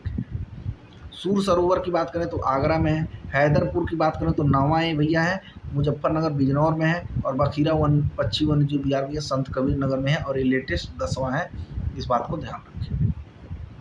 नोट्स अच्छा लग रहा हो भाई तो थम्स अप करके बताना, ताकि हमको भी मज़ा आए तुमको भी मज़ा आए। ठीक है, अब भैया उत्तर प्रदेश में की प्रमुख बांधों की बात करेंगे। ठीक है, आर्द्रभूमि देख लिया, झील देख लिया, अब हम आप लोग को क्या बताएंगे प्रमुख बांध के बारे में। ठीक है ना, ठीक है, चलिए तो यहाँ पर देखिए हम कुछ 4 तरीके से चीज़ों को आपको डिवाइड किया। कैसे, ये बांध है, ये हमें ऊंचाई दिया है, स्थिति दिया हुआ, किस नदी पे है, और उससे कौन कौन से जिले लाभ में आ रहे हैं। ठीक है, लाभान्वित जिले। ठीक है ना, तो इस बात को समझो। तो रामगंगा नदी भैया 127.5 मीटर ऊंचा है, धामपुर बिजनौर में है और रामगंगा नदी पर है, और इससे जो लाभ लेता है बिजनौर लेता है। रिहंद की बात करें तो 91.46 मीटर ऊंचाई पे है, पिपरी सोनभद्र में है, रिहंद नदी पर है, और सोनभद्र जिला इससे लाभ होता है। ठीक है, रामगंगा काठी की बात करें तो 71 मीटर का है, बिजनौर में स्थित है, रामगंगा नदी पर स्थित है, और बिजनौर इससे लाभ लेता है। ठीक है, माता टीला की बात करें तो 45.72 मीटर ऊंचाई पे है, स्थिति इसका झांसी में है, और ये बेतवा नदी पर है, और इससे जो लाभ लेने वाले जिले भैया कौन कौन से हैं, झांसी है, जालौन है, हामिरपुर है, जो कि ग्वालियर भी है, जो कि मध्य प्रदेश का है। केवलारी की बात करें तो 11.73 मीटर ऊंचाई पे है, महोबा पे स्थित है, केवलारी नदी पे है, और महोबा इससे लाभ लेता है। ठीक है, पहुजा की बात करूँ तो 10.67 मीटर ऊंचा है, झांसी में स्थित है, पहुजा नदी पर है, और झांसी इससे लाभ लेता है। ठीक है, लखेरी की बात करें तो 10.6 मीटर है, झांसी स्थित है, लखेरी नदी पर है, और झांसी इसका एडवांटेज लेता है। ठीक है ना, जिगरो जलवास्य की बात करूं तो मिर्ज़ापुर में है, जीरगो नदी पर है, मिर्ज़ापुर लाभ लेता है। सुकमा डुकमा की बात करूँ तो झांसी में है, बेतवा नदी पर है, झांसी लाभ लेता है। बैरौट की बात करूँ तो ललितपुर में है, जामनी नदी पे है, ललितपुर लाभ लेता है। नौगढ़ की बात करूँ तो 18.9 मीटर ऊंचा है, चंदौली में स्थित है, कर्मनाशा नदी पर है, चंदौली इसका लाभ लेता है। गोविंद सागर की बात करूँ तो 18.29 मीटर ऊंचा है, ललितपुर में स्थित है, शाहजाद नदी पर है और ललितपुर इसका पूरा एडवांटेज ले रहा है, समझ रहे हो। यहीं पे बात करें पथरई की तो 18 मीटर ऊंचा है, झांसी में स्थित है, पथरई व सुखई नदी पर है और झांसी इसका लाभ ले रहा है। शाहजाद की बात करूं तो भैया 18 मीटर ऊंचा है, ललितपुर में स्थित है, शाहजाद नदी में है, ललितपुर इसका लाभ ले रहा है। रोहिणी की बात करूं तो 17.82 मीटर ऊंचा है, ललितपुर में है, रोहिणी नदी पर है, ललितपुर इसका लाभ ले रहा है। परीक्षा की बात करूं तो 16.77 मीटर है, झांसी में स्थित है, बेतवा नदी पर है, झांसी इसका लाभ ले रहा है। सरपाट की बात करूं तो 16.76 मीटर ऊंचाई पे है, झांसी में स्थित है, सरपरा नदी पर है और इसका भैया झांसी इसका प्रमुख लाभ ले रहा है, ठीक है। शारदा सागर की बात करूं तो 16.15 मीटर ऊंचा है, पीलीभीत में स्थित है, चंबा नदी पर है और पीलीभीत इसका एडवांटेज ले रहा है, ठीक है। और भाई ये सब इम्पोर्टेंट चीज़ें हैं, यहाँ पे तुम शॉर्ट स्क्रीन मारना और ये सब देख लेना, ठीक है ना। यहाँ तक हमने बता दिया है, यहाँ से तुमको शॉर्ट स्क्रीन मार के देख लेना पूरी चीज़, ठीक है ना।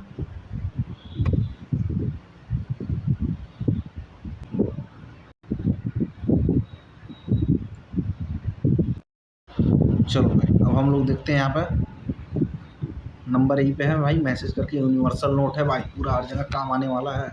तो यूपी में सिंचाई की बात कर लेते हैं भाई, यूपी में सिंचाई कैसे कैसे होता है ये भी समझो ध्यान से।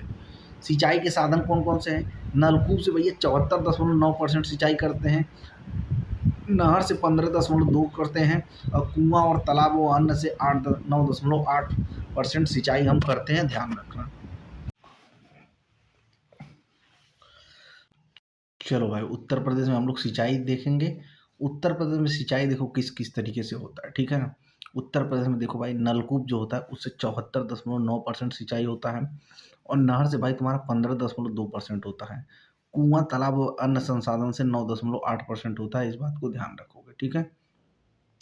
सर्वाधिक सिंचित क्षेत्रफल वाला राज्य है अपना उत्तर प्रदेश, नलकूपों के अंतर्गत सर्वाधिक सिंचित क्षेत्रफल वाला राज्य है भाई, नहरों के अंतर्गत सर्वाधिक सिंचित क्षेत्रफल वाला राज्य है, नहरों की सर्वाधिक लंबाई भैया रायबरेली में है, सबसे बड़ी जो नहर है भैया शारदा नहर है, फर्स्ट सिंचाई कार्यालय 1823 में सहारनपुर में बनाई गई थी भैया, और फसल गहनता जो है भैया 166% है 19 और 20 में, ठीक है। और यहीं पे बात करें नहरों द्वारा सर्वाधिक सिंचाई भैया पश्चिमी यूपी में होती है, कूपों द्वारा सर्वाधिक सिंचाई भैया गंगा घाटी के मध्यवर्ती क्षेत्र में होती है और यहीं पर ड्रिप और स्प्रिंकलर सिंचाई तकनीक का यूज बुंदेलखंड में होता है क्योंकि वहाँ पर टेम्परेचर ज़्यादा होता है, ठीक है।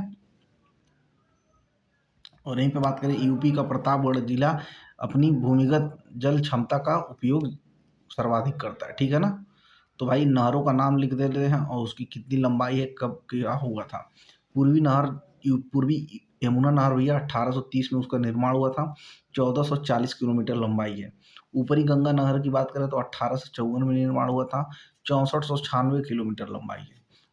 आगरा नहर की बात करते हैं तो 1878 में इसका निर्माण हुआ था, 1874 इसका क्या है किलोमीटर लंबाई है। निचली गंगा की बात करें भैया तो 1878 में इसका निर्माण हुआ और 8278 किलोमीटर का है।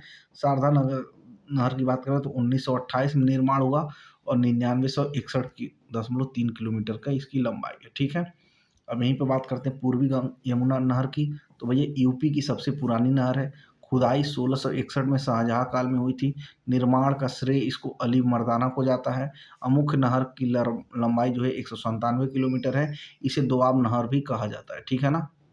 ऊपरी गंगा नदी की बात करें तो इसे फर्स्ट बार पानी की आपूर्ति 1854 में की गई, जनक इसके जो पीटी काटले थे और ये नहर गंगा के दाहिनी तट से भीमगौड़ा हरिद्वार से निकलती है और 1842 में भैया कर्नल कार्टेल ने इसका निर्माण शुरू कराया और 298 किलोमीटर जो है इसकी मुख्य लंबाई है, ठीक है ना।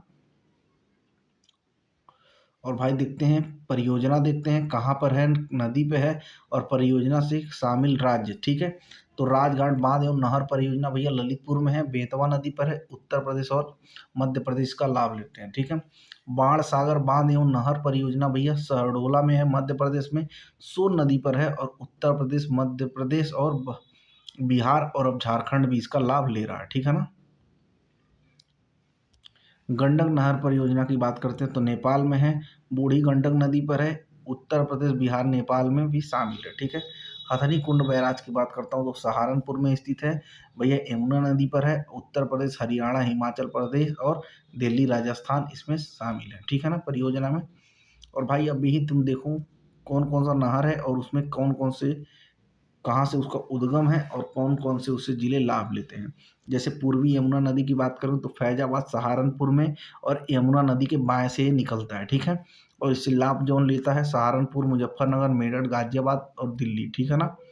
और यही ऊपरी गंगा की बात करें तो हरियाणा के समीप गंगा के दाएं से निकलता है भाई, सहारनपुर, मुजफ्फरनगर, फिरोजाबाद, मेरठ, कानपुर, फतेहपुर और गाजियाबाद इसका लाभ लेता है। ठीक है, मध्य गंगा नहर की बात करूं तो बिजनौर के समीप गंगा नदी से निकलता है, गाजियाबाद, बुलंदशहर और हाथरस इसका लाभ लेता है। ठीक है, और मथुरा भी। ठीक है ना।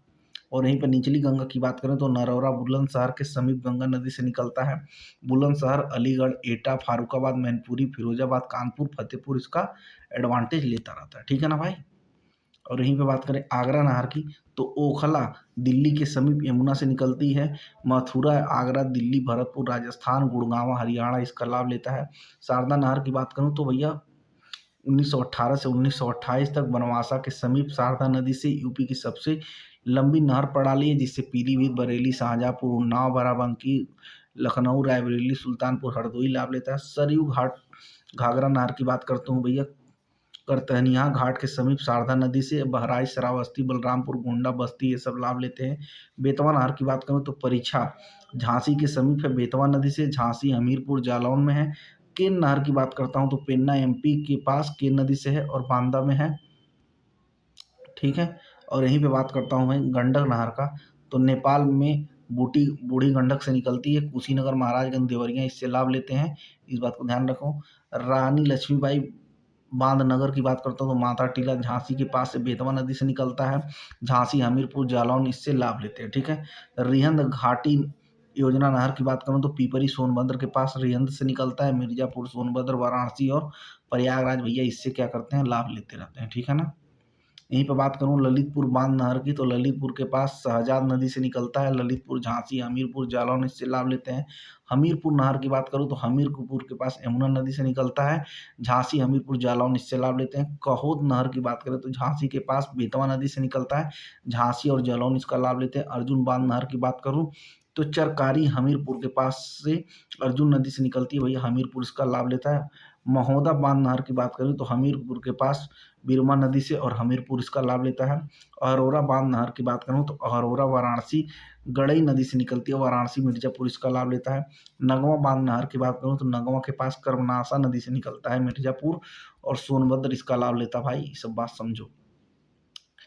नौगढ़ बांध की बात करूँ तो नौगढ़ गाजीपुर के पास कर्मनाशा नदी से निकलती है, वाराणसी, चंदौली, मिर्जापुर, गाजीपुर इसका लाभ लेता है।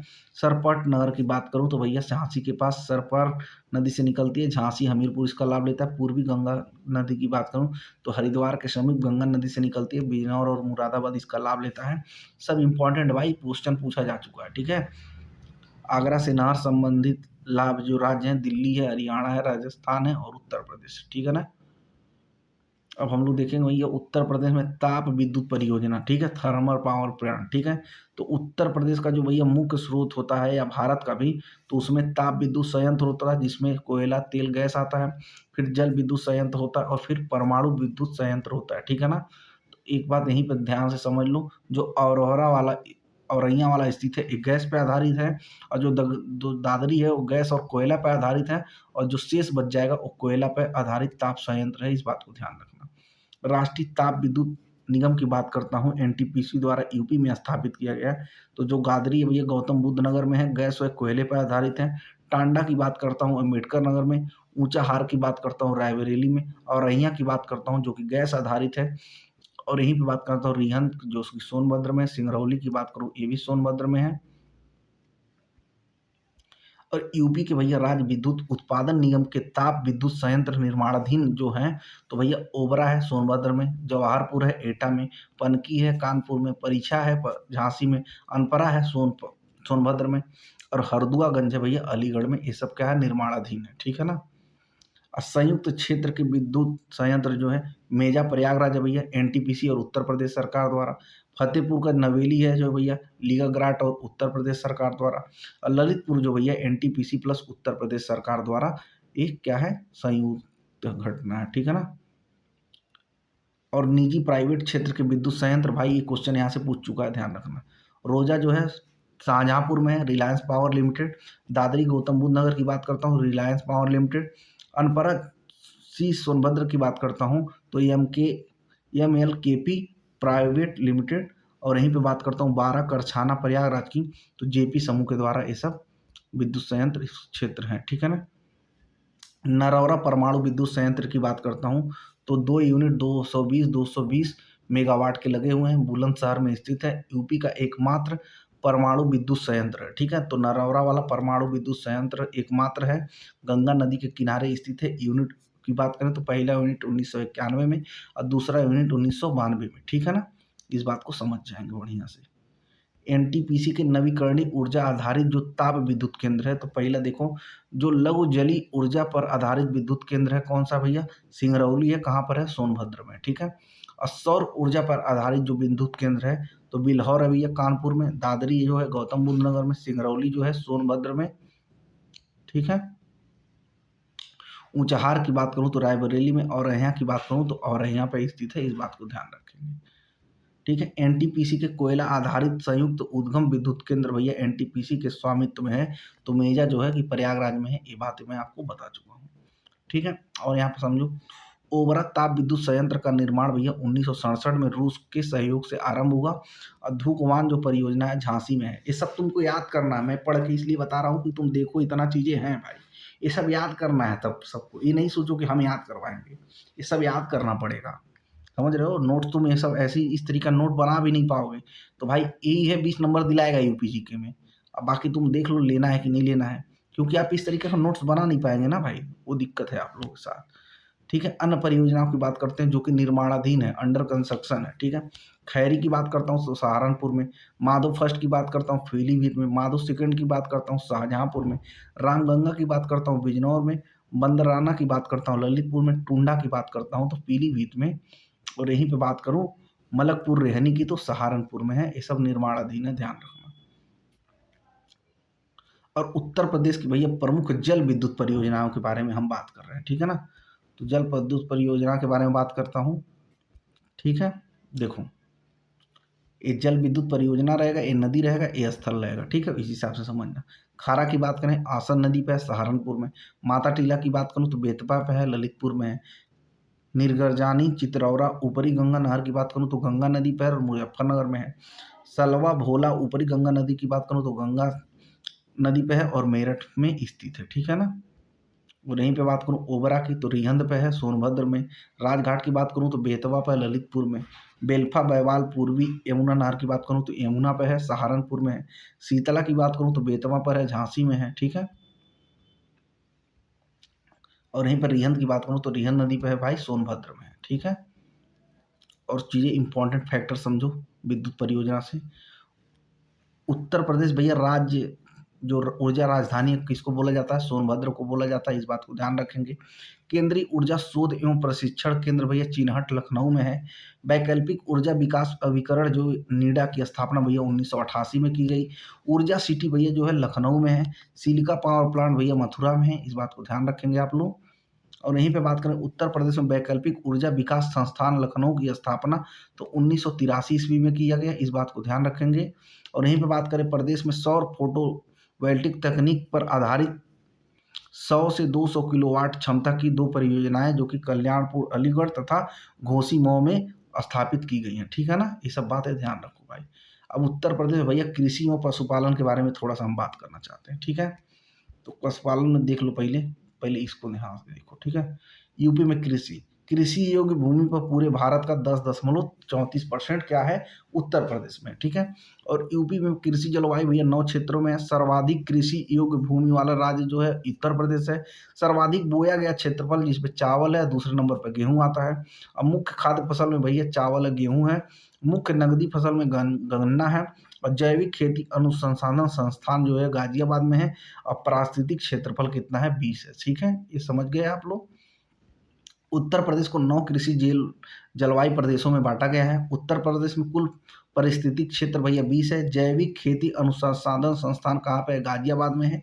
और देश की कुल कृषि योग्य भूमि का लगभग 10.34% उत्तर प्रदेश के अंदर है। और उत्तर प्रदेश में खेतों के जोतों का प्रतिशत जो है अधिक है। देखो ये इस तरीके से था और इसको हमने फ्लो चार्ट में आपको दिखा दिया, ठीक है ना। जैसे ऐसे तुम याद करो या ऐसे याद करो, दोनों बात हमने सिंपल वे में आपको यहाँ पे लिख दिया, ठीक है। यूपी में भाई मैं बात करता हूँ खनिज संसाधन के, ठीक है, जो मिनरल्स होते हैं, ठीक है। तो यूपी में खनिज संसाधन की बात करता हूँ तो यूपी राज्य खनिज विकास निगम जो है 23 मार्च 1974 को इसका स्थापना हुआ। मुख्य प्राप्ति क्षेत्र भैया जो दक्षिणी पठारी क्षेत्र है, अब्रक माइका जो कि नहीं पाया जाता है। और यहाँ पर मुख्यतः भैया उपलब्ध खनिज है जो एंडालुसाइड है 78% और डायस्पोरा है 37%। और वर्तमान में लागू यूपी खनन नीति है जो 2017 है। और फर्स्ट जो खनिज नीति बताई गई 1998 में बनाई गई, ठीक है ना। और यहीं पे बात करें उत्तर प्रदेश में खनिज संसाधन एवं प्रमुख तत्व, ठीक है। भूतत्व एवं खनिज कर्म निदेशालय की स्थापना 1955 में की गई। डायस्पोरा भंडारण में उत्तर प्रदेश का भारत में स्थान द्वितीय है, ठीक है। और उत्तर प्रदेश राज्य खनिज विकास निगम की स्थापना भाई 23 मार्च 1974 को की गई। प्रथम खनिज नीति जो कि 1998 में खनिज विकास को उद्योग का दर्जा प्राप्त हुआ। और यूरेनियम प्रमुख स्रोत है भैया ललितपुर में।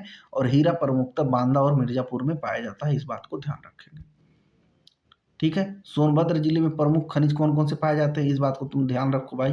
पोटास लवण, संगमरमर, पाइराइट्स, कोयला, चूना पत्थर, पोटास लवण और डोलामाइट सोना, ठीक है ना। और चीज़ें तुमको देखो फ्लो चार्ट से समझाते हैं। जैसे सोनभद्र में कौन कौन सा चीज़ पाया जाता है, पोटास लवण, संगमरमर, पाइराइट्स, कोयला, सोना, डोलोमाइट, चूना पत्थर, ठीक है। पाइराइट्स और पोटास लवण यहाँ पे 2 बार लिख दिए हैं, ठीक है। यहीं पे देखो ललितपुर जिले में कौन कौन सा चीज़ पाया जाता है, तो लौह अयस्क, यूरेनियम भाई देखो लौह अयस्क और यूरेनियम को ऐसे फ्लो चार्ट में दिखा दिए।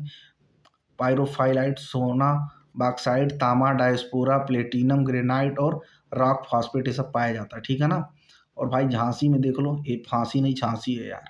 झांसी जिले में पाए जाने वाले प्रमुख खनिज कौन सा है, पोटास लवण है, सिलखड़ी है, जिप्सम है, डायस्पोरा है, एस्बेस्टस है, कांच बालू है, ठीक है। मिर्जापुर में कौन कौन सा पाया जाता है भाई, फायर क्ले, हीरा, संगमरमर, एस्बेस्टॉस, चूना पत्थर, सैंडस्टोन और कैल्साइट, ठीक है ना। ये सब देखो बढ़िया तरीके से फ्लो चार्ट में हम दे दिए हैं। कांच बालू सिलिका सैंड की बात करें तो प्रमुख केंद्र इसका है चित्रकूट में, जो कि लौहगढ़ और बराहगढ़ है, ठीक है। उच्च गुणवत्ता वाली सैंड नैनी प्रयागराज में पाई जाती है। सिलिका की मात्रा इसमें भैया सिलिका ऑक्साइड 98% और फेरिक ऑक्साइड 2% होता है, इस बात को समझो।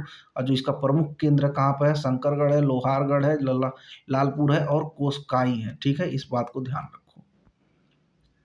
और उत्तर प्रदेश में भैया देखो खनिज में प्राप्त राजस्व का राज्य की कुल प्राप्ति का अंश जो है भैया 1.8% है। मान लो अगर 100 रुपया राज्य कमाता है तो उसमें 1.8 रुपया खनिज के द्वारा आता है, ठीक है ना। और इसका लक्ष्य भाई 2017 खनन नीति के अनुसार 3% करने का है, जो कि अगले आगामी 5 वर्षों में इसका लक्ष्य रखा गया, ठीक है। बांसी मकरी खोज क्षेत्र की बात करें तो मिर्जापुर में स्थित है। और फायर क्ले की मौजूदगी है, ठीक है। नोट में यहीं डाल लो भैया, हमीरपुर में ग्रेफाइट का भंडारण का पता चला, ठीक है ना। और भाई जिसको नोट्स लेना हो तो नोट्स देख सकते हो, जादू किस तरीके से है, ठीक है ना। यूपी में भैया वन्य जीव की बात करते हैं तो देश का पहला वन्य जीव प्रशिक्षण संगठन की स्थापना उत्तर प्रदेश में 1956 में हुई, ठीक है। भारतीय वन्य जीव बोर्ड जो है भैया जीवों के संरक्षण की सर्वोच्च संख्या है। और इसके अध्यक्ष कौन होते हैं, पीएम होते हैं। ये भाई पूरी 29 घंटे की लेक्चर है, 30 घंटे की, ठीक है। पूरी ज्योग्राफी 30 घंटे में पढ़ाई जाती है, तो लेकिन हम तुमको 1 से 1.5 घंटे में ही प्रोवाइड करा दे रहे हैं। क्यों, क्योंकि तुम्हारा टाइम बचाना बहुत ज़रूरी है।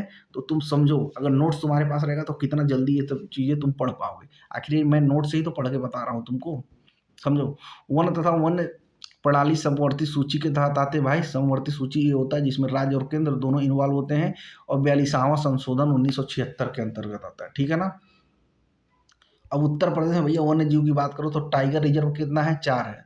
दुधवा टाइगर रिजर्व लखीमपुर में है, अमनगढ़ टाइगर रिजर्व बिजनौर में है, पीलीभीत टाइगर रिजर्व पीलीभीत में है, और रानीपुर टाइगर रिजर्व भैया चित्रकूट में है, ध्यान रखना।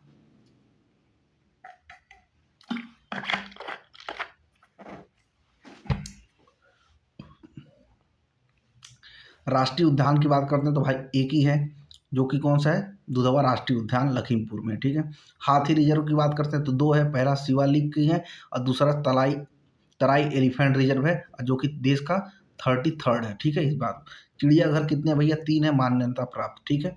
वन्य जीव विहार कितने हैं, 11 हैं। रामसर साइट कितने हैं, 10 हैं। रामसर साइट को पीछे मैं डिस्कस कर चुका हूँ, यहाँ पे नहीं करूँगा। पक्षी विहार टोटल कितने हैं, 15 है, ठीक है ना भाई। रामसर साइट 102 नंबर पेज पे हम डिस्कस किए हैं, जिसने नोट्स लिया होगा जाके वहाँ पर देख लेगा, वो भूल जाएगा ना कि किए हैं कि नहीं किए हैं। तो पहले यूपी में हाथी की बात करते हैं, तो देश का पहला हाथी अस्पताल भैया मथुरा में बनाया गया, और हाथियों की संख्या उत्तर प्रदेश में 352 है। और यूपी का पहला हाथी संरक्षण या बचाव केंद्र गोरखपुर में कहाँ पर बनाया गया है, जो अशफाक उल्ला खां प्राणी उद्यान है, उसी में इसको किया गया, ठीक है। और हाथी रिजर्व देखो 2 है। प्रथम जो है शिवालिक है, जो कि 9 सितंबर 2009 को स्थापित हुआ, सहारनपुर बिजनौर में फैला हुआ है। द्वितीय की बात करूँ तो तराई एलिफेंट रिजर्व है, 29 दिसंबर 2022 को, और ये देश का 33rd है, पहले बता चुके हैं। लखीमपुर बहराइच पीलीभीत शाहजहाँपुर में ये फैला हुआ है, ठीक है ना। तो यूपी में हाथी वाला समझ गए मामला तुम लोग। अब दुधवा राष्ट्रीय उद्यान के बारे में थोड़ी चीज़ें समझाता हूँ। और उत्तर प्रदेश का एकमात्र नेशनल पार्क है, लखीमपुर खीरी में स्थित है। मोहन नदी इसकी उत्तरी सीमा पर बहती है भाई, और ये एक टाइगर रिजर्व भी है, तो तुमको पता है टाइगर रिजर्व 4 ही हैं, तो इसमें ये भी आता है दुधवा राष्ट्रीय उद्यान वाला भी। और 1977 में इसे राष्ट्रीय उद्यान घोषित किया गया। इसकी दक्षिणी सीमा सुलेली नदी द्वारा निर्धारित होती है, ठीक है ना। और यहीं पे बात करें यूपी में टाइगर रिजर्व की, तो टाइगर की बात करें तो 205 की संख्या है। दुधवा टाइगर रिजर्व भैया लखीमपुर खीरी में है, 2201.77 किलोमीटर स्क्वायर, यूपी का सबसे बड़ा टाइगर रिजर्व है, और यूपी का प्रथम टाइगर रिजर्व है, ठीक है। अब हम टाइगर रिजर्व 4 बताए थे, उसको बढ़िया डिस्कस करते हैं। पीलीभीत टाइगर रिजर्व का बात करते हैं भैया, तो ये सबसे छोटा है, 730.25 किलोमीटर स्क्वायर में है। अमनगढ़ टाइगर रिजर्व है भैया बिजनौर में है, 80.60 किलोमीटर स्क्वायर है, और यूपी का सबसे छोटा टाइगर रिजर्व है। इस ध्यान रखेंगे, जो दुधवा है सबसे बड़ा है, और जो अमनगढ़ है वो सबसे छोटा है, ठीक है। यहाँ पर गलती से बोल दिए थे, ध्यान रखना। रानीगढ़ टाइगर रिजर्व की बात करते हैं तो 529.36 किलोमीटर स्क्वायर है, देश का 53rd टाइगर रिजर्व है, चित्रकूट में स्थित है, और यूपी का चौथा टाइगर रिजर्व है, और ये बुंदेलखंड का प्रथम टाइगर रिजर्व है। इस बात को भी ध्यान रखेंगे तो रानीपुर काफ़ी इंपॉर्टेंट हो जाता है। चित्रकूट में है, बुंदेलखंड का प्रथम है, उत्तर प्रदेश का चौथा है, देश का 53वां है, ठीक है ना। सब बात ध्यान रखना पड़ेगा भाई, सब याद करना पड़ेगा। केंद्रीय चिड़ियाघर या प्राधिकरण द्वारा मान्यता प्राप्त उत्तर प्रदेश में 3 है, कौन कौन सा, नवाब वाजिद अली शाह प्राणी उद्यान, ठीक है ना। कहाँ पे है, लखनऊ में है, और ये नाम 2015 में पड़ा, ठीक है। उत्तर प्रदेश का प्रथम चिड़ियाघर है, लखनऊ में स्थित है। प्रारंभिक नाम इसका 2021 में प्रिंस ऑफ वेल्स जूलूटियन गार्डन था, जूलॉजिकल गार्डन था, ठीक है। और 2001 में इसका नाम बदल के लखनऊ प्राणी उद्यान किया गया, लेकिन 2015 में नाम ये पड़ गया क्या, नवाब वाजिद अली शाह प्राणी उद्यान, ठीक है ना। देखो यहाँ पे लिखे हैं पुनः 2015 में पुनः इसका नाम बदल के नवाब वाजिद खान कर दिया गया, ठीक है। दूसरे की बात करता हूँ तो एलेन फॉस्केट प्राणी उद्यान है, ये यूपी का दूसरा चिड़ियाघर है, 1971 में स्थापित किया गया, और ये कानपुर में है, ठीक है। और तीसरे प्राणी उद्यान की बात करता हूँ, वो शहीद अशफाक उल्ला खां हैं, जो कि काकोरी ट्रेन एक्शन में इन्वॉल्व थे, और यूपी का 3rd टाइगर चिड़ियाघर है, और 2021 में इसकी स्थापना की गई, गोरखपुर में है, और इसमें हाथी संरक्षण केंद्र है। मैं तुमको जब बताया था हाथी के बारे में यूपी में, तो बताया था, ठीक है ना। अब भाई 4 ठो क्या है, मान्यता प्राप्त लघु श्रेणी के चिड़ियाघर, ठीक है। इसमें पहला कौन सा, नवाबगंज हिरण उद्यान, जो कि उन्नाव में है। शेर प्रजनन केंद्र एवं मल्टीपल सफारी पार्क जो है कि इटावा में है। वन प्राणी उद्यान पशु चिकित्सा अनुसंधान संस्थान जो कि बरेली में है। और भाई सारक्षण हिरण उद्यान की बात करें तो बनारस में स्थित है, इस बात को ध्यान रखना।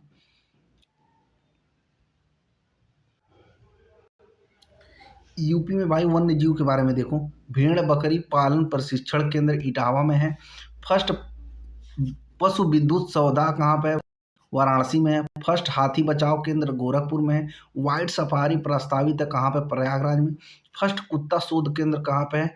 कैनाइन सेंटर जो कि बरेली में है, ध्यान रखना, ठीक है। और यहाँ पे देखो फर्स्ट नाइट सफारी तथा जैव विविधता पार्क कुकरेला लखनऊ में है। First night safari park greater Noida में है। तितली पार्क जो भैया कानपुर प्राणी उद्यान और लखनऊ प्राणी उद्यान में है। मयूर संरक्षण केंद्र जो भैया मथुरा में है। और फर्स्ट हाथी अस्पताल जो कि मथुरा में है। फर्स्ट वानर वन जो है लखनऊ में है। और यहीं पे एक चीज़ और तुम लोग ध्यान रख लो, जो जटायु संरक्षण केंद्र है वो कहाँ पर है? कैंपियरगंज गोरखपुर में है, जो कि मेरे घर के पास है, इसीलिए मैं बता रहा हूँ। जटायु संरक्षण केंद्र, ठीक है, ये लिख लेना, इस नोट्स में ऐड कर लेना। जटायु जो अपडेटेड नोट आएगी उसमें मैं अपडेट कर दूंगा 2.0 जब आएगा तब। मैं यहाँ पे लिखते टाइम भूल गया था, लिख लेना यहाँ पे जटायु संरक्षण केंद्र कहाँ पर? कैंपियरगंज गोरखपुर में, ठीक है ना। पश्चिम बिहार की बात करता हूँ तो भाई शहीद चंद्रशेखर आजाद नवाबगंज पश्चिम बिहार सबसे पुराना पश्चिम बिहार है। चांद खमैरिया कृष्ण मृग आरक्षित वन क्षेत्र मेजा प्रयागराज उत्तर प्रदेश का सबसे बड़ा पश्चिम बिहार है। शेख झील पश्चिम बिहार अलीगढ़ उत्तर प्रदेश का सबसे छोटा पश्चिम बिहार है। ये सब अभी तुमको हम दे रहे हैं लिस्ट, ठीक है ना। जैसे यहाँ पे देखो उत्तर प्रदेश के पश्चिम बिहार के बारे में हम सभी चीज़ बता रहे हैं तुमको। भाई जिसको लेना होगा नोट देखो बहुत काबिल तरीके से बनाया गया, नंबर पर मैसेज करो। भाई 179 रुपये बचा के कुछ नहीं कर पाओगे, लेकिन इसको याद करके 20 नंबर ले लोगे तो पूरी लाइफ सेट हो जाएगी, समझ रहे हो। अब आपके ऊपर है क्या करना है क्या नहीं करना है। पश्चिम बिहार यहाँ पे तुम देखो टोटल 15 पश्चिम बिहार मैंने आपको बताया था। मैं यहाँ पर नाम पढ़ दे रहा हूँ, आप वो स्थापना और जनपद और क्षेत्रफल यहाँ पर देख लेंगे। शहीद चंद्रशेखर आजाद नवाबगंज जो है 1987 में उन्नाव में 2.25 किलोमीटर है, ठीक है, ये सबसे पुराना है, ठीक है ना, बात समझ गए। रामसर पश्चिम बिहार की बात करें 1987 में, रायबरेली 7.99, ठीक है। लाख बयोसी पश्चिम बिहार 1988 में, कन्नौज में 80.24, ठीक है। ओखला पश्चिम बिहार 1990 में, गौतम बुद्ध नगर। बखिरा पश्चिम बिहार 1990 में, संत कबीर नगर। सांडी पश्चिम बिहार 1990 में, हरदोई में। डॉक्टर भीमराव अंबेडकर पश्चिम बिहार 2003 में, प्रतापगढ़, ठीक है। और यहाँ पर समझो शेख झीला पश्चिम बिहार 2016 में, अलीगढ़ जो कि सबसे छोटा है 0.40। देखो यहाँ पर नोट्स में मैं दिया था ना, सबसे छोटा शेखा अलीगढ़, सबसे पुराना ये पहला वाला शहीद चंद्रशेखर वाला, और सबसे बड़ा चांद समरिया कृष्ण वन, ये अभी आगे आएगा, ठीक है ना। इसीलिए हम पहले नोट्स में दे दिए जो जो इम्पोर्टेंट चीज़ है। नोट्स तुम ऐसे हवा में समझोगे तो नहीं समझ में आएगा, पढ़ना पड़ेगा ना भाई। समान पश्चिम बिहार 1990 में, मैनपुरी में 5.26, ठीक है। जयप्रकाश नारायण सुराहा ताल पश्चिम बिहार 1991 में, बलिया में, ठीक है। सूर सरोवर पश्चिम बिहार 1991 में, आगरा इटावा में। पार्वती आरगा पश्चिम बिहार 1990 में। यहीं पे बात करें विजय सागर पश्चिम बिहार 1990 में। पटना पश्चिम बिहार की बात करें तो 1990 में। चांद खमरिया कृष्ण मृग आरक्षित वन क्षेत्र मेजा प्रयागराज में, जो कि सबसे बड़ा भी है, जो देख सकते हैं 126.12 किलोमीटर स्क्वायर, ठीक है ना। देखो 126 यहाँ पे कहीं नहीं है, ठीक है ना। तो एक चीज़ समझ में आया, सबसे बड़ा ए है, सबसे छोटा ए है, और सबसे पुराना ए है, ठीक है। तो इस तरीके से हमने चीज़ों को डिजाइन कर दिया, ठीक है। उत्तर प्रदेश में भैया वन्य जीव विहार की बात करें तो सबसे प्राचीन की बात करता हूँ तो चंद्रप्रभा वन्य जीव विहार है। सबसे बड़ा की बात करता हूँ तो हस्तिनापुर वन्य जीव विहार है। और सबसे छोटा की बात करता हूँ तो महावीर स्वामी वन्य जीव विहार है, ठीक है। आपको दे रहा हूँ चार्ट, आप लोग ध्यान से देखिए। देखो भाई उत्तर प्रदेश के वन्य जीव विहार टोटल कितने हैं? 11 हैं। संबंधित जिले सब यहाँ पे दे दिया गया है, ठीक है। जैसे पहले बात करता हूँ महावीर स्वामी वन्य जीव विहार ललितपुर में है। 1977 में इसका स्थापना हुआ और 5.41 किलोमीटर स्क्वायर का है, ठीक है। कैमूर वन्य जीव विहार की बात करता हूँ मिर्जापुर सोनभद्र में। हस्तिनापुर वन्य जीव विहार मेरठ हापुड़ बिजनौर अमरोहा में है। सोहागी बरवा वन्य जीव विहार महाराजगंज में है। करतनिया घाट वन्य जीव विहार भैया बहराइच में है। रानीपुर वन्य जीव विहार वांछा में है भैया, और बांदा में, और किशनपुर वन्यजीव विहार भैया लखीमपुर खीरी में, कछुआ वन्यजीव विहार वाराणसी में, चंद्रप्रभा वन्यजीव विहार चंदौली में है, राष्ट्रीय चंबल वन्यजीव विहार आगरा वो है इटावा में है, सोहेलवा वन्यजीव विहार भैया कहाँ कहाँ पे है, काफ़ी जिलों में फैला हुआ है, देखो यहाँ पे बलरामपुर, गोंडा, श्रावस्ती, चीतल, शेर इत्यादि। ठीक है, तो ये भाई सब टोटल यहाँ पे एरिया भी दिया है, वर्ष भी दिया है, सब बढ़िया तरीके से यहाँ पे बढ़िया हम दे दिए। ठीक है ना, वन्यजीव विहार के बारे में आपको सभी चीज़ बता दिए, पक्षी विहार बता दिए आपको हम, और क्या बता दिए, बहुत सारी चीज़ें बता दी, हाथी वगैरह सब बता दिए, टाइगर रिजर्व भी बता दिए, तो सब चीज़ यहाँ पे बता दिए भाई, सब नोट्स देखो बढ़िया तरीके से, एकदम मज़ा ना आए तो बताना, पैसा वापस हो जाएगा, समझ रहे हो। यूपी में कृषि नीति 2013 की बात करता हूँ, तो इसका उद्देश्य था क्या, कृषकों की आय में वृद्धि, मृदा में स्वास्थ्य सुधार, पर्यावरण हितैषी कृषि पद्धति विकास करना। ठीक है, और वृद्धि दर का लक्ष्य जो है 5% है, और उत्तर प्रदेश में किसान कल्याण आयोग की गठन 2017 में हुआ, और उत्तर प्रदेश कृषि जो 2005 के स्थान पर इसको लाया गया, और जिसका लक्ष्य था 4%। ठीक है, तो पुराने वाले का लक्ष्य था 4%, लेकिन 2013 वाली नीति का लक्ष्य कितना है, 5%। समझ रहे हो, तो देखो कितना बेहतर तरीके से नोट डिजाइन हुआ है, आई मजा आ जाएगा एकदम। उत्तर प्रदेश कृषि नीति भैया 2019 में आई, और लक्ष्य 2024 तक कृषि निर्यात 2524 मिलियन डॉलर करना है। ठीक है, और यहाँ पे और चीज समझो भाई, उत्तर प्रदेश कृषि अनुसंधान परिषद लखनऊ स्थापना जुलाई 1989 में हुआ, राजकीय खाद्य प्रसंस्करण प्रौद्योगिकी संस्थान लखनऊ में है, किसान मित्र योजना 2001 में, किसान बही योजना 1992 में, किसान क्रेडिट केसीसी योजना 1998-99 में, उत्तर प्रदेश जोत चकबंदी एक्ट 1953 1954 में लागू हुआ। ठीक है, एक्ट आया 53 में, लागू 54 में हुआ। उत्तर प्रदेश जमींदारी विनाश हुआ भूमि व्यवस्था एक्ट 1950 है। उत्तर प्रदेश अधिनियम जोत सीमा आरोपण एक्ट भैया कब है, 1960 में, इस बात को ध्यान रखना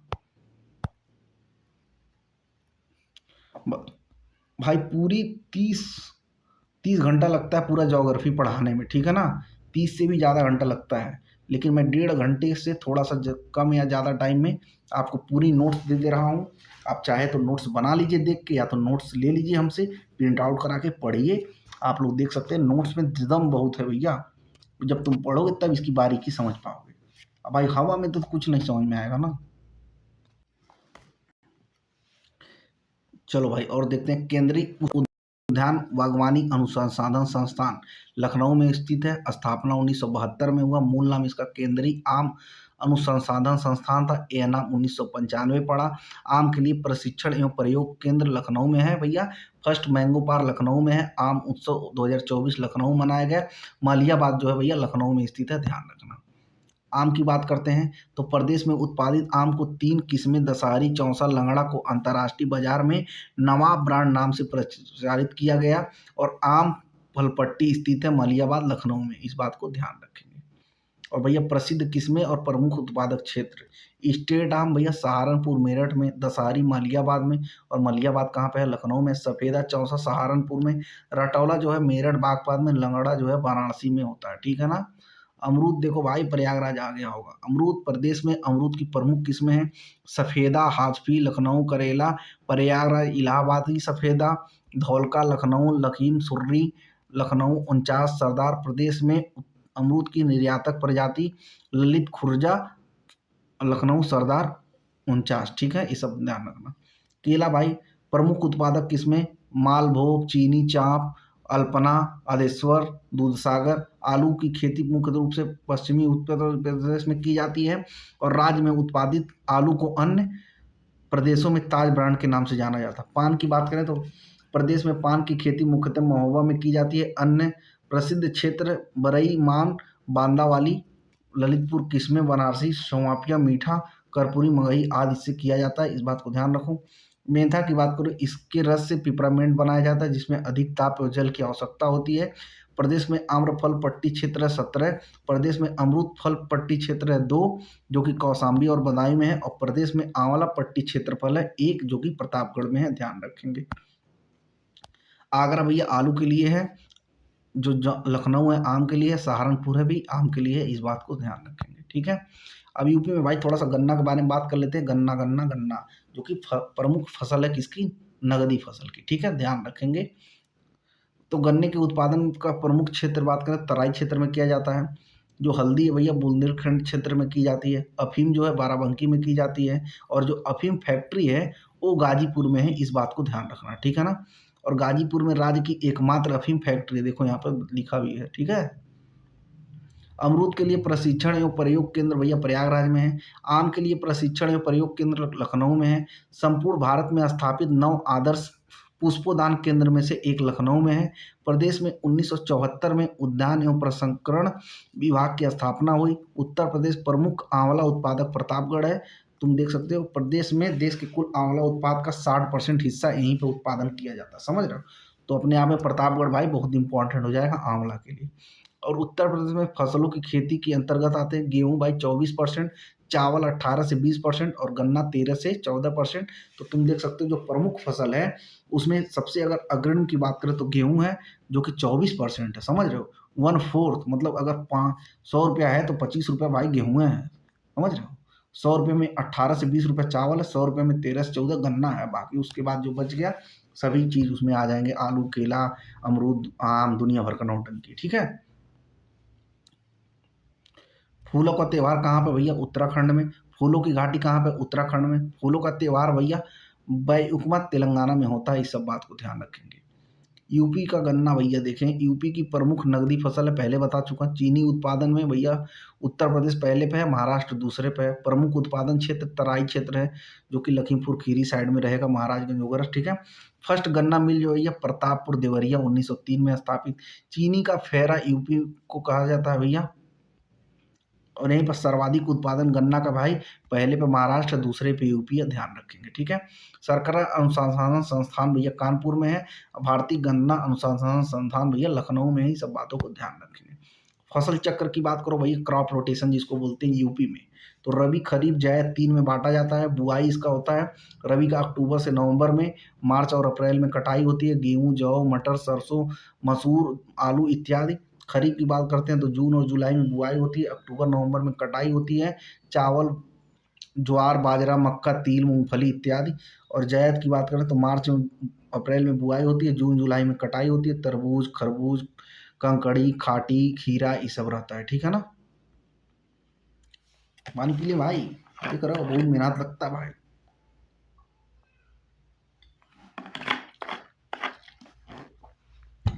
भाई इस लेक्चर को बहुत लोगों तक पहुंचाना, शेयर करना भाई। देखो मैं शेयर वर्क के लिए नहीं बोलता हूँ, लेकिन बात समझो भाई, ज़्यादा लोग तक पहुंचाओ तभी तो मज़ा है। यूपी की प्रमुख फसल की बात करता हूँ तो खाद्य फसल में गेहूं और चावल है, नगदी फसल में गन्ना है, बता चुका हूँ। उत्पादन में यूपी का स्थान की बात करते हैं। दूध में प्रथम है, मेथा ऑयल में प्रथम है, अमरूद में प्रथम है, आलू में प्रथम है, कुल खाद्यान्न में प्रथम है, ठीक है। चीनी में प्रथम है, ठीक है। गन्ना में क्या है, प्रथम है। आम में प्रथम है, चावल में द्वितीय है, गेहूं में क्या है, प्रथम है। अब भाई यहीं थोड़ा सा पशु जनगणना के बारे में देख लो। पशु जनगणना 2019 में हुई थी जो कि 20वीं यूपी में हुई थी। घोड़े व टट्टू की बात करें तो उत्तरा यूपी पहले पे, जम्मू कश्मीर दूसरे पे, तीसरे पे राजस्थान है। सभी पालतू जानवरों को शामिल किया जाता है। प्रथम भाई 1951 में किया गया, 5-5 वर्ष पर किया जाता है। यूपी में कुल 68 मिलियन क्या है भैया पशु हैं, ठीक है। गोवांशी जो कि दूध देने वाले, मध्यवांशी जो कि इतना है। और यूपी भाई पहले पे आता है, राजस्थान दूसरे पे, मध्य प्रदेश तीसरे पे, ठीक है। यहीं पे देख सकते हो मवेशी में कौन किस पे आता है, गधा में, भैंसा में, बकरी में, ऊँट में, पहला दूसरा तीसरा चौथा सब क्रम करके हम दे दिए, ठीक है ना भैया। राष्ट्रीय कृत्रिम गर्भाधान कार्यक्रम की बात करता हूँ, गर्भाधान की, तो शुरुआत इसका मथुरा से हुआ 11 नवंबर 2019 को। और उद्देश्य क्या था, इसको नस्ल का सुधार करना था। यूपी में भैया पशुधन एवं दुग्ध विकास मंत्री श्री धर्मपाल सिंह है, ये क्वेश्चन पूछा जा चुका भाई। अब पंडित दीनदयाल उपाध्याय राज्य ग्राम विकास संस्थान भैया बीकेटी है जो कि बक्सी का तालाब लखनऊ में है, ध्यान रखेंगे। और पशुपालन से समझो भाई क्या है। प्रदेश में पशुपालन विभाग की पृथक रूप से स्थापना 1944 में हुई। राष्ट्रीय कृषि आयोग की संस्कृति के आधार पर प्रत्येक 5000 पशुओं पर एक पशु चिकित्सा तथा 2500 पशुओं पर एक पशु सेवा केंद्र की स्थापना होनी चाहिए। 1907 में भैया कटरा सहकारी दुग्ध समिति इलाहाबाद की स्थापना की गई। और 1937 में प्रथम दुग्ध संघ लखनऊ दुग्ध उत्पादक सहकारी संघ की स्थापना लखनऊ में हुई भाई। और दूध में उत्पादन में यूपी 16.21%, राजस्थान 14.51% और मध्य प्रदेश भैया 8.9% करता है। ये सब क्या है, दूध का प्रोडक्शन है इंडिया में, ठीक है ना।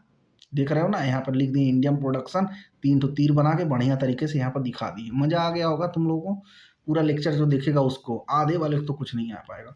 1962 में देखो भैया, प्रदेश की corporative dairy foundation limited Lucknow की स्थापना की गई। उत्तर प्रदेश दुग्ध अधिनियम 1976 में लाया गया और 1976 में ही उत्तर प्रदेश दुग्ध परिषद का गठन दुग्ध अधिनियम 1976 एक्ट के तहत किया गया, ठीक है ना। मजा आया कि नहीं आया बताना। भारतीय चारागाह एवं चारा अनुसंधान संस्थान की बात करें तो स्थापना 1962 झांसी में हुई। भाई कभी कभी हिंदी नहीं पढ़ पाता हूँ तो उसके लिए कोई हंसेगा नहीं, क्योंकि हिंदी मेरा मेन पोर्शन नहीं है। हम इंग्लिश में डील करते हैं, लेकिन यूपी जीके और कंप्यूटर लड़के का डिमांड है कि हिंदी में ही लाइए, समझ रहे हो। तो हिंदी जब कहीं पढ़ने में अगर डिस्टर्ब हो जाएगा तो मज़ा नहीं लेना भाई। इसके 3 केंद्रीय केंद्र हैं, कौन सा, अंबिकानगर जो कि राजस्थान में है, धारवाड़ की बात करते हैं कर्नाटक में है, पालमपुर की बात करते हैं तो मध्य प्रदेश में है। इस बात को ध्यान रखोगे। Operation flood in UP related to milk production, ठीक है भैया। ऑपरेशन फ्लड की बात करते हैं तो मिल्क के दूध उत्पादन से संबंधित है। तो पहला ऑपरेशन फ्लड जो है 1977-71 में है 8 जनपदों में। दूसरा जो है 81 से लेकर 85 तक, और जो तीसरा है 85 से लेकर 96 तक। पशु चारा बैंक कहाँ पे है, भरारी झांसी में है। प्रदेश में प्रथम गाय दूध का प्लांट कहाँ पर है भैया, प्लांट तो कन्नौज में है। इस बात को ध्यान रखना तुम लोग। प्रदेश में पहली बार आधुनिक प्लेबोर्ड मिल्क प्लांट कहाँ पे है, लखनऊ में है। प्रदेश में कार्यरत पशु चिकित्सा क्लिनिक सैफई, इटावा, बड़ौद, बागपत, गोरखपुर, लखनऊ और ये सब क्या है भैया, मुजफ्फरनगर में है, ध्यान रखना। पंडित दीनदयाल उपाध्याय पशु चिकित्सा विज्ञान विश्वविद्यालय गौ रक्षा अनुसंधान संस्थान भैया मथुरा में, स्थापना 25 अक्टूबर 2001 को किया गया, ठीक है। और समझो भाई, केंद्रीय बकरी अनुसंधान संस्थान मखदुमवा मथुरा में है। फर्स्ट हाथी अस्पताल मथुरा में है। फर्स्ट हाथी संरक्षण केंद्र गोरखपुर में है। फर्स्ट वानरबर्ग भैया लखनऊ में है। फर्स्ट कैनन सेंटर कुत्ता शोध बरेली में है। फर्स्ट भेड़ बकरी प्रशिक्षण केंद्र इटावा में है। फर्स्ट विद्युत पशु सौदागर कहाँ पे है भैया, वाराणसी में है। नोट्स कैसा लगा भाई कमेंट सेक्शन में बताना, अच्छा लगा, बुरा लगा, मजा आया कि नहीं आया। ये भैया नंबर तुमको व्हाट्सएप पे मैसेज करके ले लेना है, 179 का है। मेहनत देखो, ये तो अभी ज्योग्राफी है भाई, अभी इसमें 10 टॉपिक है।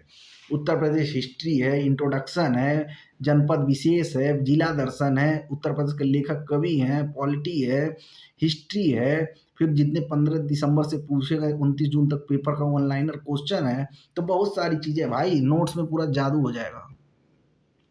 अब हम लोग बात करेंगे भैया उत्तर प्रदेश में उद्योग मतलब इंडस्ट्रियल की बात करता हूँ, ठीक है।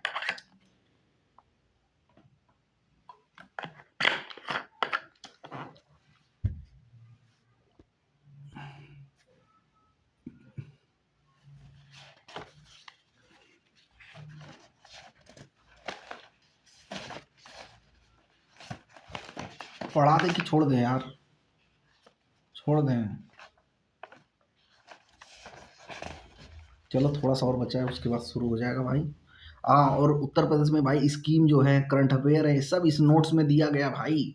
नोट्स में पूरे जान लगी है, बात समझो। चलो को उत्तर प्रदेश में उद्योग की बात करते हैं, ठीक है। उत्तर प्रदेश में कौन कौन से उद्योग लगे हुए हैं इसके बारे में बात करते हैं, ठीक है। आर्थिक विधियों के संचालन हेतु प्रवेश देश को 4 आर्थिक क्षेत्रों में बांटा गया, ठीक है। 4 क्षेत्र में बांटा गया, इस बात को पहले ध्यान से समझो। तो पश्चिमी आर्थिक क्षेत्र, इसमें प्रदेश के उत्तर पश्चिमी जिले आते हैं। मध्य आर्थिक क्षेत्र, इसमें प्रदेश के 10 मध्यवर्ती जिले शामिल हैं। बुंदेलखंड आर्थिक क्षेत्र, इसमें प्रदेश के 7 दक्षिणी जिले आते हैं। और पूर्वी आर्थिक क्षेत्र, इसमें प्रदेश के 28 पूर्वी जिले आते हैं, इस बात को ध्यान रखना, ठीक है।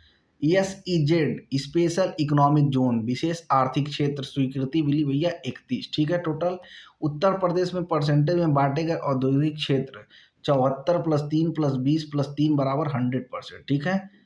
IT IITS मिला के 74%, textile 3%, multiple product 20%, non commercial energy 3%, ठीक है। तो वही सब इसको जोड़ के 100% किया हुआ है। सब ध्यान से देखो, सब यहाँ पे बाइसेक्ट कर दिए और यहाँ पे इसको ले जाके जोड़ दिए ताकि तुमको यकीन हो जाए हाँ 100% है, नहीं तो तुम कहोगे जोड़ने ही नहीं आता है भाई। उत्तर प्रदेश में अब उद्योग की बात करते हैं, ठीक है। औद्योगिक आर्थिक राजधानी भैया कौन सा है? कानपुर है। सर्वाधिक रोजगार देने वाला उद्योग कौन है? हथकरघा है, कृषि के बाद दूसरा, ठीक है। और भाला फेंक दिवस 7 अगस्त को मनाया जाता है और हथकरघा दिवस भी 7 अगस्त को मनाया जाता है और 7 ही अगस्त को मेरा बर्थडे भी है, तो समझ रहे हो। जिससे पढ़े उसके बर्थडे के दिन दो चीज, क्या क्या? हथकरघा और भाला फेंक दिवस और हमारा बर्थडे भी, समझ रहे हो। प्रमुख औद्योगिक नगर की बात करते हैं तो कानपुर है। कपड़ा अनुसंधान संस्थान की बात करते हैं तो गाजियाबाद है। और भारतीय कालीन प्रौद्योगिक संस्थान की बात करता हूँ तो भदोही है। ऊनी वस्त्रों का फर्स्ट कारखाना बात करता हूँ तो कानपुर 1876 में। और आर्थिक रूप से सर्वाधिक विकसित क्षेत्र जो है भैया उत्तर प्रदेश का पश्चिमी यूपी है, ध्यान रखना, वहाँ के किसान बहुत धनी हैं। रेशम उद्योग की बात करते हैं तो सहतूती रेशम की बात करते हैं। सुभागरगोड़ा जो कि सहतूती रेशम और विकास केंद्र है। और यहीं पे टर्स रेशम की बात करते हैं सोनभद्र में, टर्सेशम अनुसंसाधन एवं विकास केंद्र है। और यहाँ की बात करता हूँ भैया तो दूरी रेशम अनुसंसाधन एवं विकास केंद्र है, इस बात को ध्यान रखो। चीनी उद्योग की बात करो तो भाई उत्तर प्रदेश के देवरिया जिले में प्रतापपुर नामक शहर पर 1903 में भारत की पहली चीनी मिल स्थापना की गई। उत्तर प्रदेश गन्ना शोध एवं बीज संवर्धन केंद्र शाहजहांपुर में है। उत्तर प्रदेश गन्ना शोध विकास विभाग की स्थापना 1935 में। उत्तर प्रदेश सहकारी गन्ना समिति संघ लिमिटेड की स्थापना लखनऊ में, स्थापना 11 अगस्त 1949 को। लाल बहादुर शास्त्री गन्ना किसान संस्थान लखनऊ 1975 में। गेंदा सिंह गन्ना प्रजनन एवं अनुसंधान संस्थान भैया कुशीनगर में, ध्यान रखना। तेल शोधन एवं कारखाना की बात करते तो मथुरा में। यूएसएसआर के सहयोग मतलब रूस के सहयोग से स्थापना 1982 में। शिलान्यास 1972 में इंदिरा गांधी जी के द्वारा। आईओसी इंडियन ऑयल कॉरपोरेशन द्वारा संचालित है। इसमें कच्चे तेल की सप्लाई सलाया मथुरा पाइपलाइन द्वारा की जाती है, ठीक है ना। फर्स्ट तेल कुआं भैया माकुम आसम में है। फर्स्ट तेल संशोधन डिगबोई असम में है। सबसे बड़ी शोधनशाला जामनगर गुजरात रिलायंस के द्वारा होती है, ठीक है ना। उसी में देख रहे हो अमेरिका बोल रहा है कि तेल नहीं खरीदना, क्योंकि कोरोना में तेल खरीद के वहीं जामनगर में लाके रिफाइन करके फिर उसको बेच दिया जाता था, ठीक है। उत्तर प्रदेश जूट मिल की बात करता हूँ तो भैया कानपुर में है। महावीर जूट मिल शाहजहां गोरखपुर में है, ठीक है। तो उत्तर प्रदेश में जूट जो मिले हैं एक कानपुर में है, दूसरा गोरखपुर में है, ठीक है। महावीर जूट शाहजहां, जो कि तुम आगे बढ़ते होगे जब यहाँ से डोमिनगढ़ वगैरह क्रॉस करोगे तो शाहजहां के बीच में तुम देखना ऐसे चलता रहेगा गोल गोल, वही है जूट केंद्र, समझ रहे हो। शुगर टेक्नोलॉजी एवं रिसर्च इंस्टीट्यूट कानपुर उत्तर प्रदेश का पहला कागज कारखाना 1979 लखनऊ में स्थित है। उत्तर प्रदेश में चर्म उद्योग का प्रमुख केंद्र कानपुर है। पहला चमड़ा पार्क भी कानपुर में ही बनाया गया है। और इंडियन टेलीफोन इंडस्ट्री की स्थापना 1950 में हुई। प्रदेश की 3 इकाइयां हैं, ठीक है। नैनी भैया प्रयागराज, रायबरेली, मानकपुर, गोंडा, ठीक है ना। बेल की 1 इकाई गाजियाबाद जिले में है। उत्तर प्रदेश वित्तीय निगम कानपुर भैया 1954 में। उत्तर प्रदेश लघु उद्योग विकास निगम कानपुर 1998 में। और यहीं पे बात करें उत्तर प्रदेश में मान्यता प्राप्त स्टॉक एक्सचेंज भैया कानपुर में 1982 में, ठीक है। और यहीं पे बात करें बीबी गिरी राष्ट्रीय श्रम संस्थान कहाँ पे है भैया 1995 में। इसकी परिकल्पना 1962 में की गई थी। इसका प्रारंभिक नाम राष्ट्रीय श्रम संस्थान था। उत्तर प्रदेश का पहला निर्यातक संवर्धन औद्योगिक पार्क ग्रेटर नोएडा में स्थापित है। राष्ट्रीय चेंबर ऑफ उद्योग एवं वाणिज्य भैया 1949 आगरा में। उत्तर प्रदेश औद्योगिक सहकारी संघ यूपी का 1952 में, ठीक है, इस बात को ध्यान रखो। और यूपीआईसीए Uttar Pradesh industrial corporation association की बात करते हैं, ठीक है ना।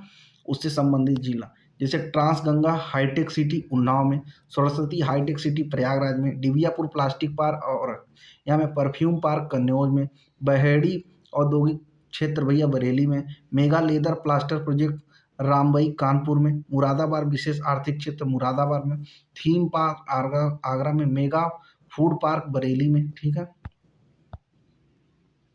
वस्त्र टेक्सटाइल पार्क प्रयाग वाराणसी में, इत्र सुगंध पार्क कन्नौज में, आईटी पार्क लखनऊ में, कॉमर्शियल फार्मास्यूटिकल पार्क जो भैया है लखनऊ में है, theme park seven citizen Agra में है, रक्षा डिफेंस पार्क कानपुर में। ये सब बात ध्यान रखना भाई तुम लोग। और उत्तर प्रदेश के प्रमुख उर्वरक संयंत्र की बात करते हैं। फूलपुर प्रयागराज गैस पर आधारित है, इफको के अधीन आता है। आंवला बरेली में है। कानपुर, शाहजहांपुर, बबराल, संभल, जगदीशपुर ये सब गैस पर आधारित है और इसके द्वारा चलाया जाता है। गोरखपुर भैया कोक भट्टियों पर आधारित है और ये फिक्की के द्वारा 1982 में इसका निर्धारण किया गया। ठीक है। उत्तर प्रदेश के प्रमुख कारखाने देखो, आयुध उपस्कर कारखाना हजरतपुर कानपुर, ट्रांसफार्मर कारखाना झांसी मेरठ, फास्फेट उर्वरक कारखाना प्रयागराज कानपुर, यूरिया उर्वरक कारखाना इफको फूलपुर प्रयागराज, यूरिया उर्वरक कारखाना शक्तिमान जगदीशपुर अमेठी, यूरिया उर्वरक कारखाना फिक्की गोरखपुर बंद हो गया लेकिन अभी वर्तमान में चालू हो चुका है। ठीक है। अन्य उर्वरक कारखाना झांसी कानपुर में है, अफीम कारखाना ओफियम फैक्ट्री गाजापुर में, बायो सल्फाइड कारखाना कानपुर में। ठीक है। ये सब फैक्ट्रियां हैं, ध्यान रखो। और यहीं पे बात करो भाई तुम, गंधक का तेजाब कारखाना कानपुर, अमोनियम क्लोराइड कारखाना वाराणसी, भारत एक्सपोलियम बारूद फैक्ट्री ललितपुर, सोडा एस कारखाना वाराणसी, सिलिका सैंड कारखाना शंकरगढ़ प्रयागराज, कृत्रिम रबड़ कारखाना Modinagar Ghaziabad, deep freeze milk plant Tundla Firozabad, Bharatiya steel rolling field भैया मेरठ में है। समझो ये सब बात को। मॉडर्न बेकरीज कानपुर में है, इंडियन टेलीफोन इंस्टीट्यूट रायबरेली में, भारत इलेक्ट्रॉनिक्स लिमिटेड गाजियाबाद में, हिंदुस्तान एरोनिक्स लिमिटेड भैया कानपुर लखनऊ कानपुर में है। ठीक है। और यहीं पे बात करते हैं स्टील एथॉन्टिक लिमिटेड जगदीशपुर अमेठी, कृत्रिम अंग निर्माण limited Kanpur, scooter India limited Lucknow, Uptron capacitor limited भैया लखनऊ में, Indian poly fibres limited Barabanki में, हिंदुस्तान केबल्स लिमिटेड नैनी प्रयागराज में है, त्रिवेणी स्ट्रक्चर लिमिटेड नैनी प्रयागराज में है। और यहीं पे बात करता हूँ Bharat pump compressors limited Naini Prayagraj में है, Bharat heavy electricals limited Jhansi Varanasi और जगदीशपुर अमेठी में है। इस बात को ध्यान रखना। ठीक है। और उत्तर प्रदेश में भैया प्रमुख औद्योगिक केंद्र की बात करते हैं। कागज उत्पादन केंद्र है भैया नैनी प्रयागराज मेरठ मोदीनगर गजरौला, सीमेंट उत्पादक चुर्क चोपन इल्ला कानपुर दादरी अलीगढ़ करहट चुनार रायबरेली झांसी टांडा टिकरिया। ठीक है। चीनी उत्पादक केंद्र गोरखपुर गोंडा देवरिया बस्ती मेरठ खीरी का मतलब लखीमपुर खीरी, सहारनपुर सीतापुर बरेली शाहजहांपुर, जूता निर्माण केंद्र आगरा कानपुर, कांच औद्योगिक उद्योग केंद्र भैया फिरोजाबाद सिकोखाबाद हाथरस नैनी बहजोई मुरादाबाद अलीगढ़ ये सब है। ठीक है। ध्यान रखना। और भाई उत्तर प्रदेश में बात करते हैं विकास जो प्राधिकरण है, इससे क्वेश्चन पूछा जा चुका है। तो नोएडा जो भैया गौतम बुद्ध नगर में 1976 में, गीडा जो है गोरखपुर में 1989 में, सीड़ा जौनपुर में 1989 में। और भैया ये क्या है, बृहद नवीन ओखला औद्योगिक विकास केंद्र गौतम बुद्ध नगर में 1991 में, यमुना ताज एक्सप्रेसवे औद्योगिक विकास प्राधिकरण गौतम बुद्ध नगर 2001 में, लखनऊ औद्योगिक विकास प्राधिकरण लीडा जो भाई लखनऊ 2005 में इसकी स्थापना हुई। और उत्तर प्रदेश एक्सप्रेस औद्योगिक विकास प्राधिकरण यूपीडा जो है भैया गौतम बुद्ध नगर में लखनऊ 2007 में। ठीक है। ये सब चीज़ ध्यान रखना है।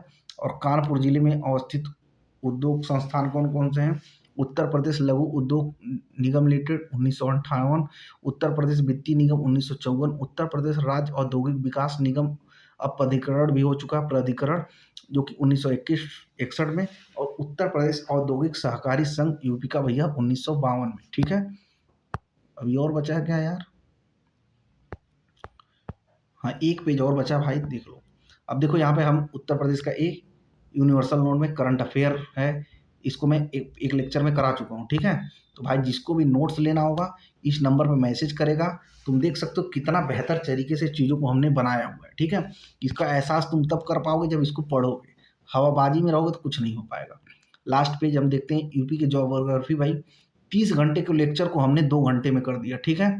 सोच लो इसको हमको लिखने में भाई 25 दिन लगा था और तुमको हमने 2 घंटे में दे दिया। तो उस वैल्यू को समझो, नोट्स लो, बढ़िया से तैयारी करो। इस तरीके का एक जगह कॉम्पैक्ट कंटेंट तुमको नहीं मिल पाएगा कहीं भी, तुम कितना भी यूट्यूब छान लो, मिल जाएगा तो हमको आगे बता देना। ठीक है। उत्तर प्रदेश जिले में स्थित प्रमुख औद्योगिक संस्थान की बात करें, उत्तर प्रदेश निर्यात निगम limited 1966, Tata motors truck plant भैया है, उत्तर प्रदेश इलेक्ट्रॉनिक निगम लिमिटेड 1974, स्कूटर्स इंडिया लिमिटेड, प्रादेशिक औद्योगिक पूंजी निवेश निगम है 1972। ठीक है ना। ये सब है, सब ध्यान देख लेना, ये सब तुम पढ़ लो भाई। उत्तर प्रदेश क्षेत्र में संबंधित प्रमुख तथ्य समझो। प्रथम चीनी मिल प्रतापपुर देवरिया, ये सब बता दिए हैं, चार्ट के द्वारा भी बता दिए हैं। उत्तर प्रदेश सबसे बड़ा औद्योगिक हथकरघा है, ठीक है। 7 अगस्त को इसका हथकरघा दिवस होता है, भाला फेंक दिवस भी, और मेरा बर्थडे भी, ठीक है। भारत स्टील रोलिंग मिल जो है मुजफ्फरनगर में, रेल पहिया कारखाना रायबरेली मॉडर्न कोच में है, रायबरेली डिब्बा रिपेयर कारखाना गोरखपुर में, भारत उत्तर भारत का मैनचेस्टर भैया कानपुर को बोला जाता है, ये तो तुम जन्मे करते हो। मिट्टी के बर्तन की बात करें तो लाल चुनार मिर्जापुर में, काली निजामाबाद आजमगढ़ में, चीनी कुर्जा बुलंदशहर सिरमेटिक सिटी के लिए जाना जाता है। तो ये सब है भाई, नंबर यहाँ पे है, नंबर पे मैसेज करो। 180 रुपया कुछ है नहीं, इस नोट्स में मेहनत देखो तुम। अभी तो ये ज्योग्राफी, अभी कितने पार्ट है भगवान ही मालिक है उसके, ठीक है। फर्स्ट ये ICT है, ये भाई लखनऊ के बारे में बहुत चीज़ बता दी है। जब लखनऊ जिला के बारे में जाओगे पेज नंबर 17 पे यही सब दिया हुआ है, ठीक है ना, इसी नोट्स में सब यही बता दें। स्पेशल नोट्स में समझ लो, सुहाग नगरी फिरोजाबाद, कालीन सिटी भदोही, सुरमा नगरी बरेली, ताला नगरी अलीगढ़, पेठा नगरी भाई तुम्हारा मथुरा, पेड़ा नगरी तुम्हारा आगरा, इत्र नगरी कन्नौज, और पीतल नगरी मुरादाबाद। तो ये सब भैया ज्योग्राफी का 1 शॉर्ट लेक्चर था। उम्मीद करता हूँ कि उम्मीद पे एकदम खरा उतरा हूँगा, टाइम कहीं वेस्ट नहीं किया गया है। टाइम जिसको लगता है वेस्ट किया होगा तो उसके लिए भाई भगवान उसको सतबुद्धि दे। अगर 2 घंटे के अंदर पूरी ज्योग्राफी कोई पढ़ा दे रहा है भाई तुमको, तो और वो भी पूरा कंटेंट एक जगह दे के, तो भाई नोट्स लो, बढ़िया तरीके से पढ़ो। 6307481156 पे व्हाट्सअप करो। 180 रुपये बचा के आज तक तो कुछ नहीं उखाड़ पाए, तो अब भी कुछ नहीं उखाड़ पाओगे, ये भी बतिया है ना। तो 20 नंबर ले लोगे तो मान लो तुम नौकरी वोकरी पा जाओगे, तो उसमें मज़ा आ जाएगा पूरा। तो ठीक है, ये थोड़ा सा मजाक की बात हो गया। चलिए ठीक है भाई, अच्छा लगेगा तो शेयर भी कर देना, लाइक भी कर देना, सब्सक्राइब भी कर देना। लास्ट बार वीडियो में बोला हूँ, इसके पहले कहीं नहीं बोला था। चलो, थैंक यू सो मच।